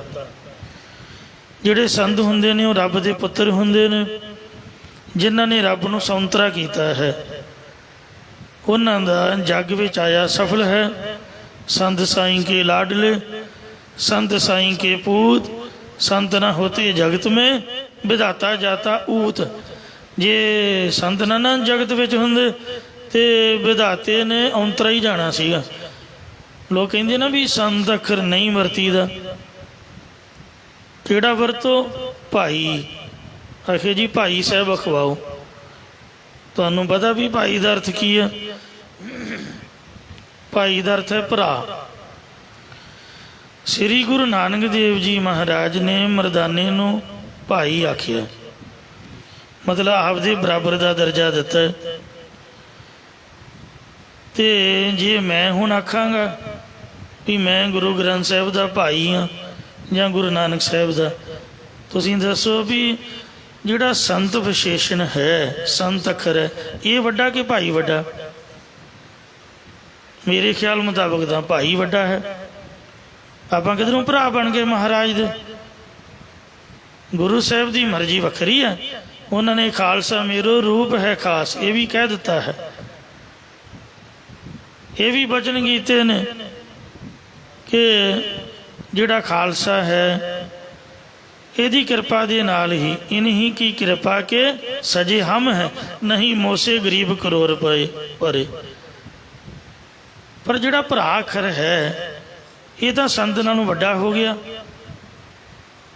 ਤੋ ਮਹਾਰਾਜ ਸੱਚੇ ਪਾਤਸ਼ਾਹ ਨੇ ਭਾਈ ਬੁੱਢਾ ਜੀ, ਬੁੱਢਾ ਸਾਹਿਬ ਨੂੰ ਭਾਈ ਦੀ ਪਦਵੀ ਦਿੱਤੀ। ਆਪਾਂ ਉਹ ਬਾਬਾ ਕਹਿੰਦੇ ਹਾਂ, ਪਰ ਗੁਰੂ ਨਾਨਕ ਸਾਹਿਬ ਨੇ ਭਾਈ ਆਖਿਆ ਹੈ। ਇਹ ਗੁਰੂ ਸਾਹਿਬ ਦੀ ਮੌਜ ਹੈ। ਪਰ ਮੇਰੇ ਖਿਆਲ ਮੁਤਾਬਕ ਸੰਤ ਤਾਂ ਸਾਰੇ ਹੀ ਨੇ। ਸ੍ਰੀ ਗੁਰੂ ਨਾਨਕ ਦੇਵ ਮਹਾਰਾਜ ਜੀ ਦੀ ਜਿੰਨੀ ਵੀ ਸੰਗਤ ਹੈ ਉਹ ਸਾਰੀ ਸੰਤ ਹੈ। ਅਸੀਂ ਮਾਝੇ ਦੇ ਅੰਮ੍ਰਿਤਸਰ ਦੇ ਬੰਦੇ ਹਾਂ, ਤੁਸੀਂ ਮਾਲਵੇ ਦੇ ਹੋ। ਜਿਹੜੇ ਮਲਵਈ ਨੇ ਉਹ ਬੀਬੀਆਂ ਨੂੰ ਵੀ ਆਖਦੇ ਭਾਈ। ਹੁਣ ਸਾਡੇ ਬੀਬੀ ਨੂੰ ਕੋਈ ਭਾਈ ਆਖੇ ਉਹ ਗੁੱਸਾ ਕਰਦੀ ਹੈ ਵੀ ਮੈਂ ਤਾਂ ਇੱਕ ਇਸਤਰੀ ਹਾਂ। ਭਾਈ ਵਰਡ ਤਾਂ ਪੁਲਿੰਗ ਅੱਖਰ ਹੈ, ਬੀਬੀ ਨੂੰ ਭਾਈ ਥੋੜ੍ਹਾ ਆਖੀਦਾ, ਉਹ ਤਾਂ ਭੈਣ ਹੁੰਦੀ ਹੈ। ਆ ਭੈਣਾ, ਤੇ ਮੈਂ ਤੈਨੂੰ ਗੁਰੂ ਮਹਾਰਾਜ ਦੇ ਦੁਆਰੇ ਦੇ ਦਰਸ਼ਨ ਕਰਾਵਾਂ। ਭੈਣੇ ਸਾਹਮਣੇ ਆਇਆ। ਜਿਹੜਾ ਭਾਈ ਵਰਡ ਹੈ ਉਹ ਤਾਂ ਬੰਦਿਆਂ ਲਈ ਵਰਤੀਦਾ ਹੈ। ਜਿਹੜਾ ਭਾਈ ਵਰਡ ਹੈ ਉਹ ਹੁਣ ਬੀਬੀਆਂ ਇਹਦੇ ਤੋਂ ਵਾਂਝਾ ਰਹਿ ਗਈਆਂ। ਜੇ ਬੀਬੀਆਂ ਸੰਗਤ 'ਚ ਬੈਠੀਆਂ ਨੇ ਤਾਂ ਸੰਤ ਅੱਖਰ ਕਿਸੇ ਬੀਬੀ ਲਈ ਵੀ ਲੱਗ ਸਕਦਾ ਮੇਰੇ ਖਿਆਲ ਮੁਤਾਬਕ। ਆਵੋ ਸੰਤ ਮਿਲੋ ਮੇਰੇ ਭਾਈ, ਮਿਲ ਹਰ ਹਰ ਕਥਾ ਕਰੋ ਮੇਰੇ ਭਰਾਵੋ ਤੇ ਭੈਣੋ। ਸੰਤਾਂ ਦੇ ਵਿੱਚ ਸਾਰੇ ਭੈਣ ਭਰਾ ਆ ਗਏ। ਮਹਾਰਾਜ ਨੇ ਆਖਿਆ ਵੀ ਅਕਥ ਦੀ ਕਥਾ ਨੂੰ ਕਰੋ। ਸੰਤ ਦਾ ਮਤਲਬ ਹੈ ਜਿਹਦਾ ਮਨ ਨਾਮ ਜਪ ਕੇ ਸ਼ਾਂਤ ਹੋ ਗਿਆ। ਸੋ ਗੁਰਦੁਆਰੇ ਸਾਰੇ ਸੰਤ ਹੀ ਨੇ। ਤੇ ਇਹ ਕਿੰਨੀ ਕੁ ਵੱਡੀ ਗੱਲ ਹੈ ਵੀ ਕਿਸੇ ਨੇ ਸੰਤ ਅਖਵਾ ਲਿਆ। ਸੰਤ ਤਾਂ ਸਾਰੇ ਹੀ ਨੇ, ਪਹਿਲਾਂ ਹੀ ਨੇ। ਸਗੋਂ ਅੰਮ੍ਰਿਤ ਛਕ ਕੇ ਬੰਦਾ ਸਿਪਾਹੀ ਬਣ ਜਾਂਦਾ। ਗੁਰੂ ਗੋਬਿੰਦ ਸਿੰਘ ਜੀ ਨੇ ਜਿਹੜੇ ਸੰਤ ਸੀਗੇ ਉਹਨਾਂ ਦੇ ਅੱਗੇ ਪਲੱਸ ਲਾ ਕੇ ਉਹਨਾਂ ਨੂੰ ਖੰਡੇ ਬਾਟੇ ਦਾ ਅੰਮ੍ਰਿਤ ਛਕਾ ਕੇ ਸ਼ਸਤਰਧਾਰੀ ਬਣਾ ਕੇ ਸਿਪਾਹੀ ਬਣਾਇਆ। ਖਾਲਸਾ ਕੀ ਬਣਿਆ? ਸੰਤ ਸਿਪਾਹੀ। ਜੇ ਆਪਾਂ ਕਹਾਂਗੇ ਭਾਈ ਸਿਪਾਹੀ, ਉਹ ਗੱਲ ਬਣਦੀ ਜੀ ਨਹੀਂ ਗੀ। ਸੰਤ ਸਿਪਾਹੀ ਤਾਂ ਫੱਬਦਾ ਹੈ ਅੱਖਰ। ਬਾਣੀ ਵਿੱਚ ਵੀ ਕਈ ਜਗ੍ਹਾ 'ਤੇ ਆਇਆ, ਸੰਤ ਪ੍ਰਹਿਲਾਦ ਕੀ ਪੈਜ ਜਿਨ ਰਾਖੀ ਹਰ ਨਾਖਸ ਨਖ ਬਿਧ ਰਹਿਓ। ਸੋ ਪ੍ਰਹਿਲਾਦ ਨੂੰ ਮਹਾਰਾਜ ਨੇ ਸੰਤ ਆਖਿਆ, ਮਤਲਬ ਜਿਹਦਾ ਮਨ ਨਾਮ ਜਪ ਕੇ ਸ਼ਾਂਤ ਹੋ ਗਿਆ ਹੈ। ਐਸੇ ਜਿਹੜੇ ਗੁਰਮੁਖ ਨੇ ਸ਼ਾਂਤ ਆਤਮਾ ਵਾਲੇ, ਉਹਨਾਂ ਦਾ ਜਨਮ ਸਫਲ ਹੋਇਆ। ਇਸੇ ਲਈ ਸੰਗਤਾਂ ਜਨਮ ਦਿਹਾੜਾ ਮਨਾਉਂਦੀਆਂ ਨੇ ਅਤੇ ਬਰਸੀਆਂ ਮਨਾਉਂਦੀਆਂ ਨੇ। ਧੰਨ ਧੰਨ ਧੰਨ ਜਨ ਆਇਆ ਜਿਸ ਪ੍ਰਸਾਦ ਸਭ ਜਗਤ ਤਰਾਇਆ। ਜਨ ਆਮਨ ਕਾ ਇਹ ਸੁਭਾਉ ਜਨ ਕੈ ਸੰਗ ਚਿਤ ਆਵੈ ਨਾਉ।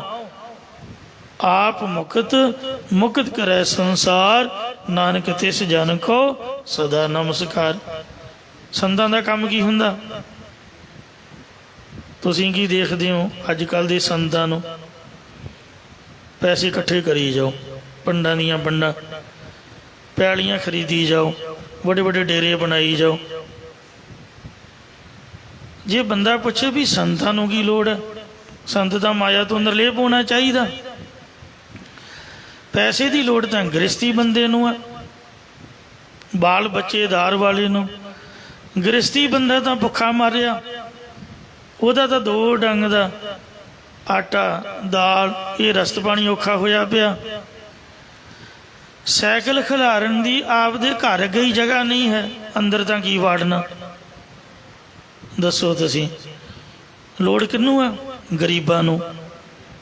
ਕਿੰਨਾ ਚੰਗਾ ਹੋਵੇ ਜੇ ਸੰਤ ਜਿੰਨੀ ਮਾਇਆ ਉਹਨਾਂ ਨੂੰ ਇਕੱਠੀ ਹੋਈ ਹੈ ਲੋਕਾਂ ਦੀ, ਜੇ ਬਹੁਤਾ ਦੂਰ ਨਹੀਂ ਜਾਣਾ ਆਪਦੇ ਪਿੰਡ ਦਿਆਂ ਨੂੰ ਹੀ ਵੰਡ ਦੇਣ।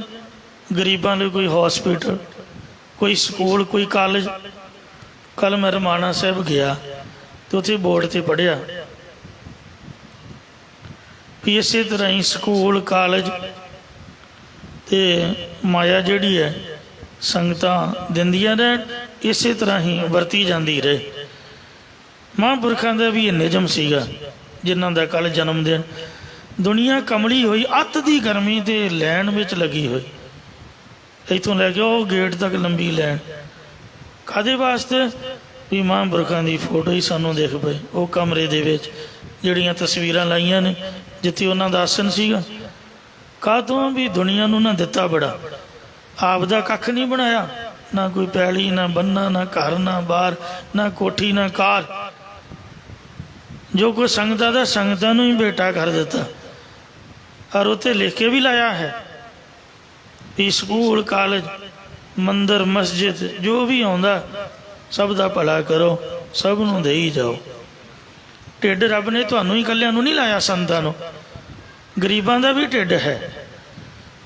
ਉਹਨਾਂ ਦੇ ਬੱਚੇ ਵਿਚਾਰੇ ਸੜਕਾਂ 'ਤੇ ਗਰਮੀ 'ਚ ਗੁਬਾਰੇ ਵੇਚ ਕੇ ਤੇ ਆਪਦਾ ਮਸਾਂ ਹੀ ਗੁਜ਼ਾਰਾ ਕਰਦੇ। ਤੇ ਬੜੀ ਮੁਸ਼ਕਲ ਹੋਈ ਪਈ ਹੈ ਸਾਡੇ ਦੇਸ਼ ਵਿੱਚ।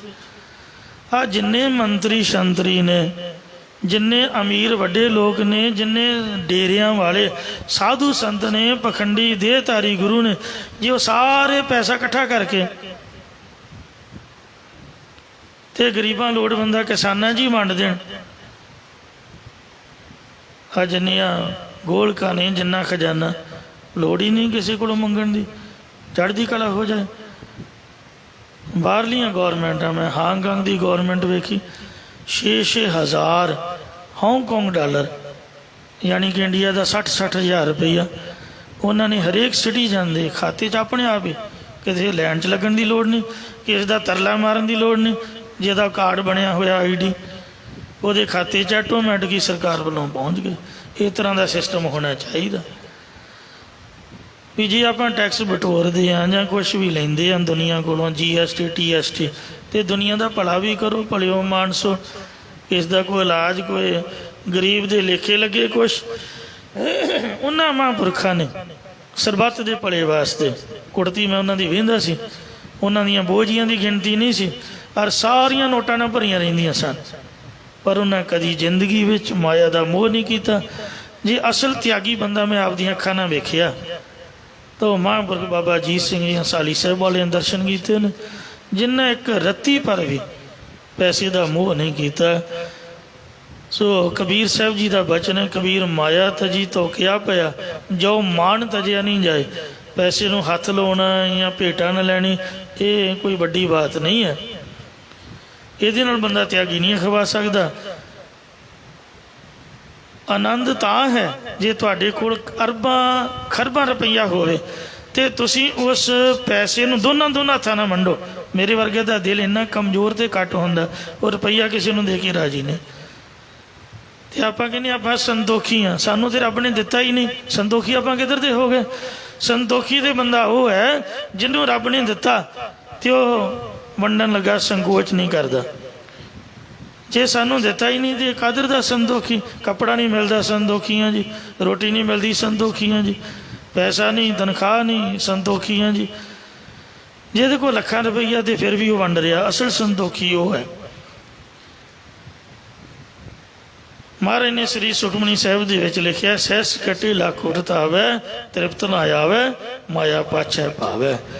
ਸੋ ਪਾਤਸ਼ਾਹ ਜੀ ਫਰਮਾਨ ਕਰਦੇ ਨੇ, ਆਪ ਤਰਹਿ ਸੰਗਤ ਕੁਲ ਤਾਰਹਿ। ਜਿਹੜੇ ਸੰਤ ਨੇ, ਗੁਰੂ ਘਰ ਦੇ ਮਹਾਂਪੁਰਖ ਨੇ, ਰੱਬ ਦੇ ਪਿਆਰ ਵਾਲੇ ਨੇ, ਉਹ ਆਪ ਤਰਦੇ ਹੀ ਹਨ ਤੇ ਆਪ ਦੀਆਂ ਕੁਲਾਂ ਦੇ ਸੰਗਤ ਕਰਨ ਵਾਲਿਆਂ ਨੂੰ ਵੀ ਤਾਰ ਦਿੰਦੇ ਨੇ। ਬੰਦਾ ਸਿੰਘ ਬਹਾਦਰ ਸੰਤ ਸਿਪਾਹੀ ਬਣਿਆ, ਉਹਨਾਂ ਨੇ ਚੱਪੜਚਿੜੀ ਦੇ ਮੈਦਾਨ ਵਿੱਚ ਵਜ਼ੀਦੇ ਨੂੰ ਧੂ ਘਸੀੜ ਕੇ ਘੋੜੇ ਦੀਆਂ ਟਾਪਾਂ ਮਗਰ ਪਾ ਕੇ ਮਾਰ ਕੇ ਤੇ ਜ਼ੁਲਮਾਂ ਵਾਲੀ, ਜਿੱਥੇ ਜ਼ੁਲਮ ਦੀ ਸਿਤਮ ਹੋ ਗਈ, ਅੰਤ ਹੋ ਗਿਆ, ਉਹ ਜਿਹੜੀ ਸਰਹੰਦ ਹੈ ਉਹਦੀ ਇੱਟ ਨਾਲ ਇੱਟ ਖੜਕਾ ਕੇ, ਉਹਨਾਂ ਦਿਨਾਂ ਦੇ ਵਿੱਚ ਬਹੁਤ ਵੱਡੀ ਗੱਲ ਸੀਗੀ, ਸਰਹੰਦ ਨੂੰ ਫਤਿਹ ਕੀਤਾ, ਮੁਗਲਿਆ ਹਕੂਮਤ ਦਾ ਖਾਤਮਾ ਕਰਕੇ ਅਤੇ ਖਾਲਸੇ ਦਾ ਨਿਸ਼ਾਨ ਸਾਹਿਬ ਚਲਾ ਕੇ।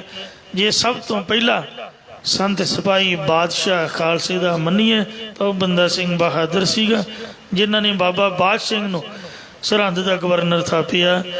ਤਾਂ ਐਸੇ ਲੋਕ, ਸ਼ਹੀਦਾਂ ਦੀ ਕੌਮ, ਜਿਨ੍ਹਾਂ ਦੇ ਅਸਥਾਨ ਦੇ ਆਪ ਬੈਠੇ ਹੋ, ਬਾਬਾ ਹਨੂਮਾਨ ਸਿੰਘ ਜੀ ਜਥੇਦਾਰ, ਆਪ ਤਰਦੇ ਨੇ ਆਪਣੀਆਂ ਕੁਲਾਂ ਦੀ ਸੰਗਤ ਕਰਨ ਵਾਲਿਆਂ ਨੂੰ ਵੀ। ਇਹ ਨਹੀਂ ਵੀ ਉਦੋਂ ਹੀ ਤਾਰਦੇ, ਅੱਜ ਵੀ ਤਾਰ ਰਹੇ ਨੇ। ਆ ਨਿੱਤ ਵੇਖੋ ਉਹਨਾਂ ਦੇ ਦੀਵਾਨ ਸਜਦੇ ਨੇ, ਉਹਨਾਂ ਦੇ ਜਨਮ ਦਿਹਾੜੇ ਮਨਾਏ ਜਾਂਦੇ ਨੇ, ਉਹਨਾਂ ਦਾ ਸ਼ਹੀਦੀ ਦਿਹਾੜਾ, ਉਹਨਾਂ ਦੀਆਂ ਬਰਸੀਆਂ, ਉਹਨਾਂ ਦੇ ਮਰਨ ਤੋਂ ਬਾਅਦ ਕਈ 100 ਸਾਲ ਅੱਜ ਤੱਕ ਵੀ ਦੁਨੀਆ ਤਰ ਰਹੀ ਹੈ। ਉਹਨਾਂ ਦਾ ਨਾਮ ਲੈ ਕੇ ਸੰਸਾਰ ਪਰ ਤਰਿਆ ਹੈ। ਸਫਲ ਜਨਮ ਜਗ ਆਇਆ, ਤਿੰਨਾਂ ਦਾ ਜਗਤ ਸੰਸਾਰ ਵਿੱਚ ਜਨਮ ਧਾਰ ਕੇ ਆਇਆ, ਸਫਲ ਹੈ।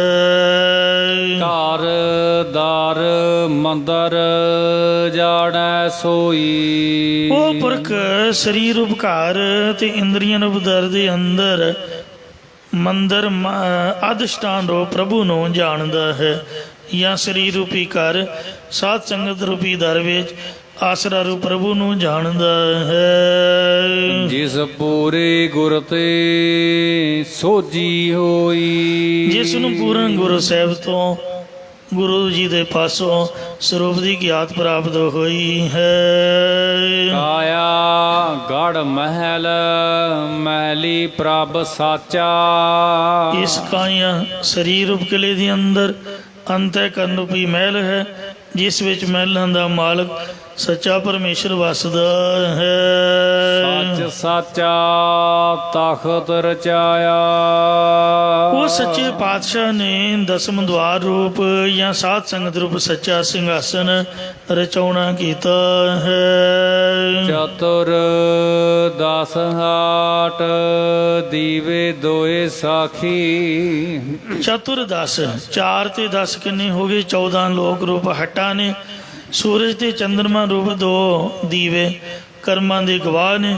ਭਾਵ ਜੀਵ ਦਿਨ ਰਾਤ ਵਿੱਚ ਜੋ ਵੀ ਕਰਮ ਕਰਦਾ ਹੈ, ਸੂਰਜ ਤੇ ਚੰਦਰਮਾ ਉਸ ਦੇ ਕਰਮਾਂ ਦੇ ਗਵਾਹ ਨੇ, ਜਾਂ ਸੂਰਜ ਦੇ ਚੰਦਰਮਾ ਇਹ ਗਵਾਹੀ ਦਿੰਦੇ ਨੇ ਕਿ ਸਾਨੂੰ ਵੀ ਜਿਸ ਪ੍ਰਭੂ ਨੇ ਪੈਦਾ ਕੀਤਾ ਉਸ ਨੂੰ ਚੇਤੇ ਕਰੋ।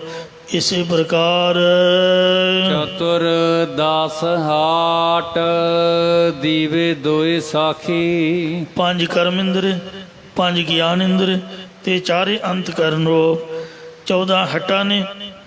ਵੈਰਾਗ ਤੇ ਵਿਵੇਕ ਜਾਂ ਪ੍ਰੋਖ ਤੇ ਅਪਰੋਖ ਗਿਆਨ ਰੂਪ 2 ਦੀਵੇ ਗਵਾਹੀ ਦੇਣ ਵਾਸਤੇ ਹਨ, ਜੋ ਕਿ ਸੇਵਕ ਪੰਚ ਨਾਹੀ ਬਿਖ ਚਾਖੀ, ਜੋ ਸੰਤ ਜਨਾਂ ਦੇ ਸੇਵਕ ਦਾਸ ਬਣੇ ਨੇ ਉਹਨਾਂ ਨੇ ਵਿਸ਼ਿਆਂ ਰੂਪੀ ਜ਼ਹਿਰ ਇਹ ਚਖਣਾ ਨਹੀਂ ਕੀਤੇ, ਜਾਂ ਜਿਨ੍ਹਾਂ ਨੇ ਵਿਸ਼ਿਆਂ ਦੀ ਜ਼ਹਿਰ ਨਹੀਂ ਚਖਣਾ ਕੀਤੀ ਉਹਨਾਂ ਦੇ 5 ਕਾਮ ਕ੍ਰੋਧ ਆਦਿਕ ਵਿਕਾਰ ਜਾਂ ਗਿਆਨਿੰਦਰ ਸੇਵਕ ਬਣ ਜਾਂਦੇ ਹਨ। ਅੰਤਰ ਵਸਤ ਅਨੂਪ ਨਿਰਮੂਲਕ, ਇਹ ਉਪਮਾ ਤੋਂ ਰਹਿਤ ਅਤੇ ਅਮੋਲਕ ਚੇਤਨ ਸੱਤਾ ਰੂਪ ਜਾਂ ਨਾਮ ਧਨ ਰੂਪ ਵਸਤੂ ਸਭ ਦੇ ਹਿਰਦੇ ਵਿੱਚ ਹੀ ਹੈ। ਗੁਰ ਮਿਲਿਆ ਹਰ ਧਨ ਪਾਇਆ, ਗੁਰਾਂ ਦੇ ਨਾਲ ਮਿਲ ਕੇ ਹੀ ਇਹ ਹਰੀ ਪ੍ਰਭੂ ਦਾ ਨਾਮ ਰੂਪ ਧਨ ਪਾਇਆ ਜਾਂਦਾ ਹੈ। ਤਖਤ ਬਹਿ ਤਖਤ ਕੀ ਲਾਇਕ, ਤਖਤ ਸ੍ਰੀ ਅਕਾਲ ਤਖਤ ਸਾਹਿਬ ਦੇ ਉੱਪਰ ਉਹੀ ਭਾਵ ਸ੍ਰੀ ਗੁਰੂ ਹਰਗੋਬਿੰਦ ਸਾਹਿਬ ਬੈਠ ਸਕਦੇ ਨੇ ਜੋ ਇਸ ਅਕਾਲ ਤਖਤ ਸਿੰਘਾਸਨ ਦੀ ਗੱਦੀ ਉੱਪਰ ਬੈਠਣ ਦੇ ਲਾਇਕ ਯੋਗ ਹੁੰਦੇ ਹਨ। ਇਸੇ ਪ੍ਰਕਾਰ ਤਖਤ ਬਹਿ ਤਖਤ ਕੀ ਲਾਇਕ, ਧੰਨ ਗੁਰੂ ਰਾਮਦਾਸ ਜੀ ਮਹਾਰਾਜ ਬੈਠਾ ਸੋਢੀ ਪਾਤਸ਼ਾਹ ਰਾਮਦਾਸ ਸਤਿਗੁਰੂ ਕਹਾਵੇ, ਪੂਰਨ ਤਾਲ ਖਟਾਇਆ ਅੰਮ੍ਰਿਤਸਰ ਵਿੱਚ ਜੋਤ ਜਗਾਵੇ। ਸੋ ਗੁਰੂ ਮਹਾਰਾਜ ਸ੍ਰੀ ਗੁਰੂ ਰਾਮਦਾਸ ਜੀ ਗੁਰਤਾ ਗੱਦੀ ਦੇ ਤਖਤ ਦੇ ਲਾਇਕ ਜਾਣਗੇ। ਸ੍ਰੀ ਗੁਰੂ ਅਮਰਦਾਸ ਜੀ ਨੇ ਸੁਭਾਏ ਮਾਣ ਕੀਤਾ, ਕਿਉਂਕਿ ਗੁਰੂ ਅਮਰਦਾਸ ਜੀ ਨੂੰ ਗੁਰੂ ਅੰਗਦ ਦੇਵ ਜੀ ਨੇ ਤਖਤ ਦੇ ਲਾਇਕ ਜਾਣਿਆ, ਤੇ ਗੁਰੂ ਅੰਗਦ ਦੇਵ ਜੀ ਨੂੰ ਗੁਰ ਅੰਗਦ ਗੁਰ ਅੰਗ ਤੇ ਗੰਗੋ ਜਾਣ ਤਰੰਗ ਉਠਾਇਆ। ਸ੍ਰੀ ਗੁਰੂ ਨਾਨਕ ਦੇਵ ਜੀ ਨੇ ਲਾਇਕ ਜਾਣਿਆ। ਫਿਰ ਸ੍ਰੀ ਗੁਰੂ ਰਾਮਦਾਸ ਜੀ ਨੇ ਗੁਰੂ ਅਰਜਨ ਸਾਹਿਬ ਨੂੰ ਲਾਇਕ ਜਾਣ ਕੇ ਤਖਤ ਦਾ ਮਾਲਕ ਬਣਾਇਆ। ਸ੍ਰੀ ਗੁਰੂ ਅਰਜਨ ਦੇਵ ਜੀ ਨੇ ਹੁਕਮ ਭੇਜਿਆ ਕਿ ਹੁਣ ਜ਼ੁਲਮ ਦੀ ਇੰਤਹਾ ਹੋ ਗਈ ਹੈ, ਅੰਤ ਹੋ ਗਿਆ। ਹੁਣ ਤੁਸਾਂ ਨੇ ਗੁਰਤਾ ਗੱਦੀ ਉੱਪਰ ਨਹੀਂ ਬੈਠਣਾ, ਪਾਤਸ਼ਾਹਾਂ ਵਾਂਗ ਤਖਤ ਦੇ ਉੱਪਰ ਬੈਠਣਾ ਹੈ। ਫੌਜਾਂ ਰੱਖਣੀਆਂ ਨੇ ਤੇ ਤਲਵਾਰ ਦੇ ਰਸਤੇ ਸਿੱਖਾਂ ਨੂੰ ਮੁਕਤੀ ਬਖਸ਼ਣੀ ਹੈ। ਤਲਵਾਰ ਦੇ ਨਾਲ ਜ਼ੁਲਮ ਦਾ ਮੁਕਾਬਲਾ ਕਰਨਾ ਸ਼ਾਂਤੀ ਨਾਲ ਕਰਕੇ ਅਸੀਂ ਵੇਖ ਲਿਆ, ਇਹ ਲੋਕ ਮੰਨਦੇ ਨਹੀਂ ਹਨ।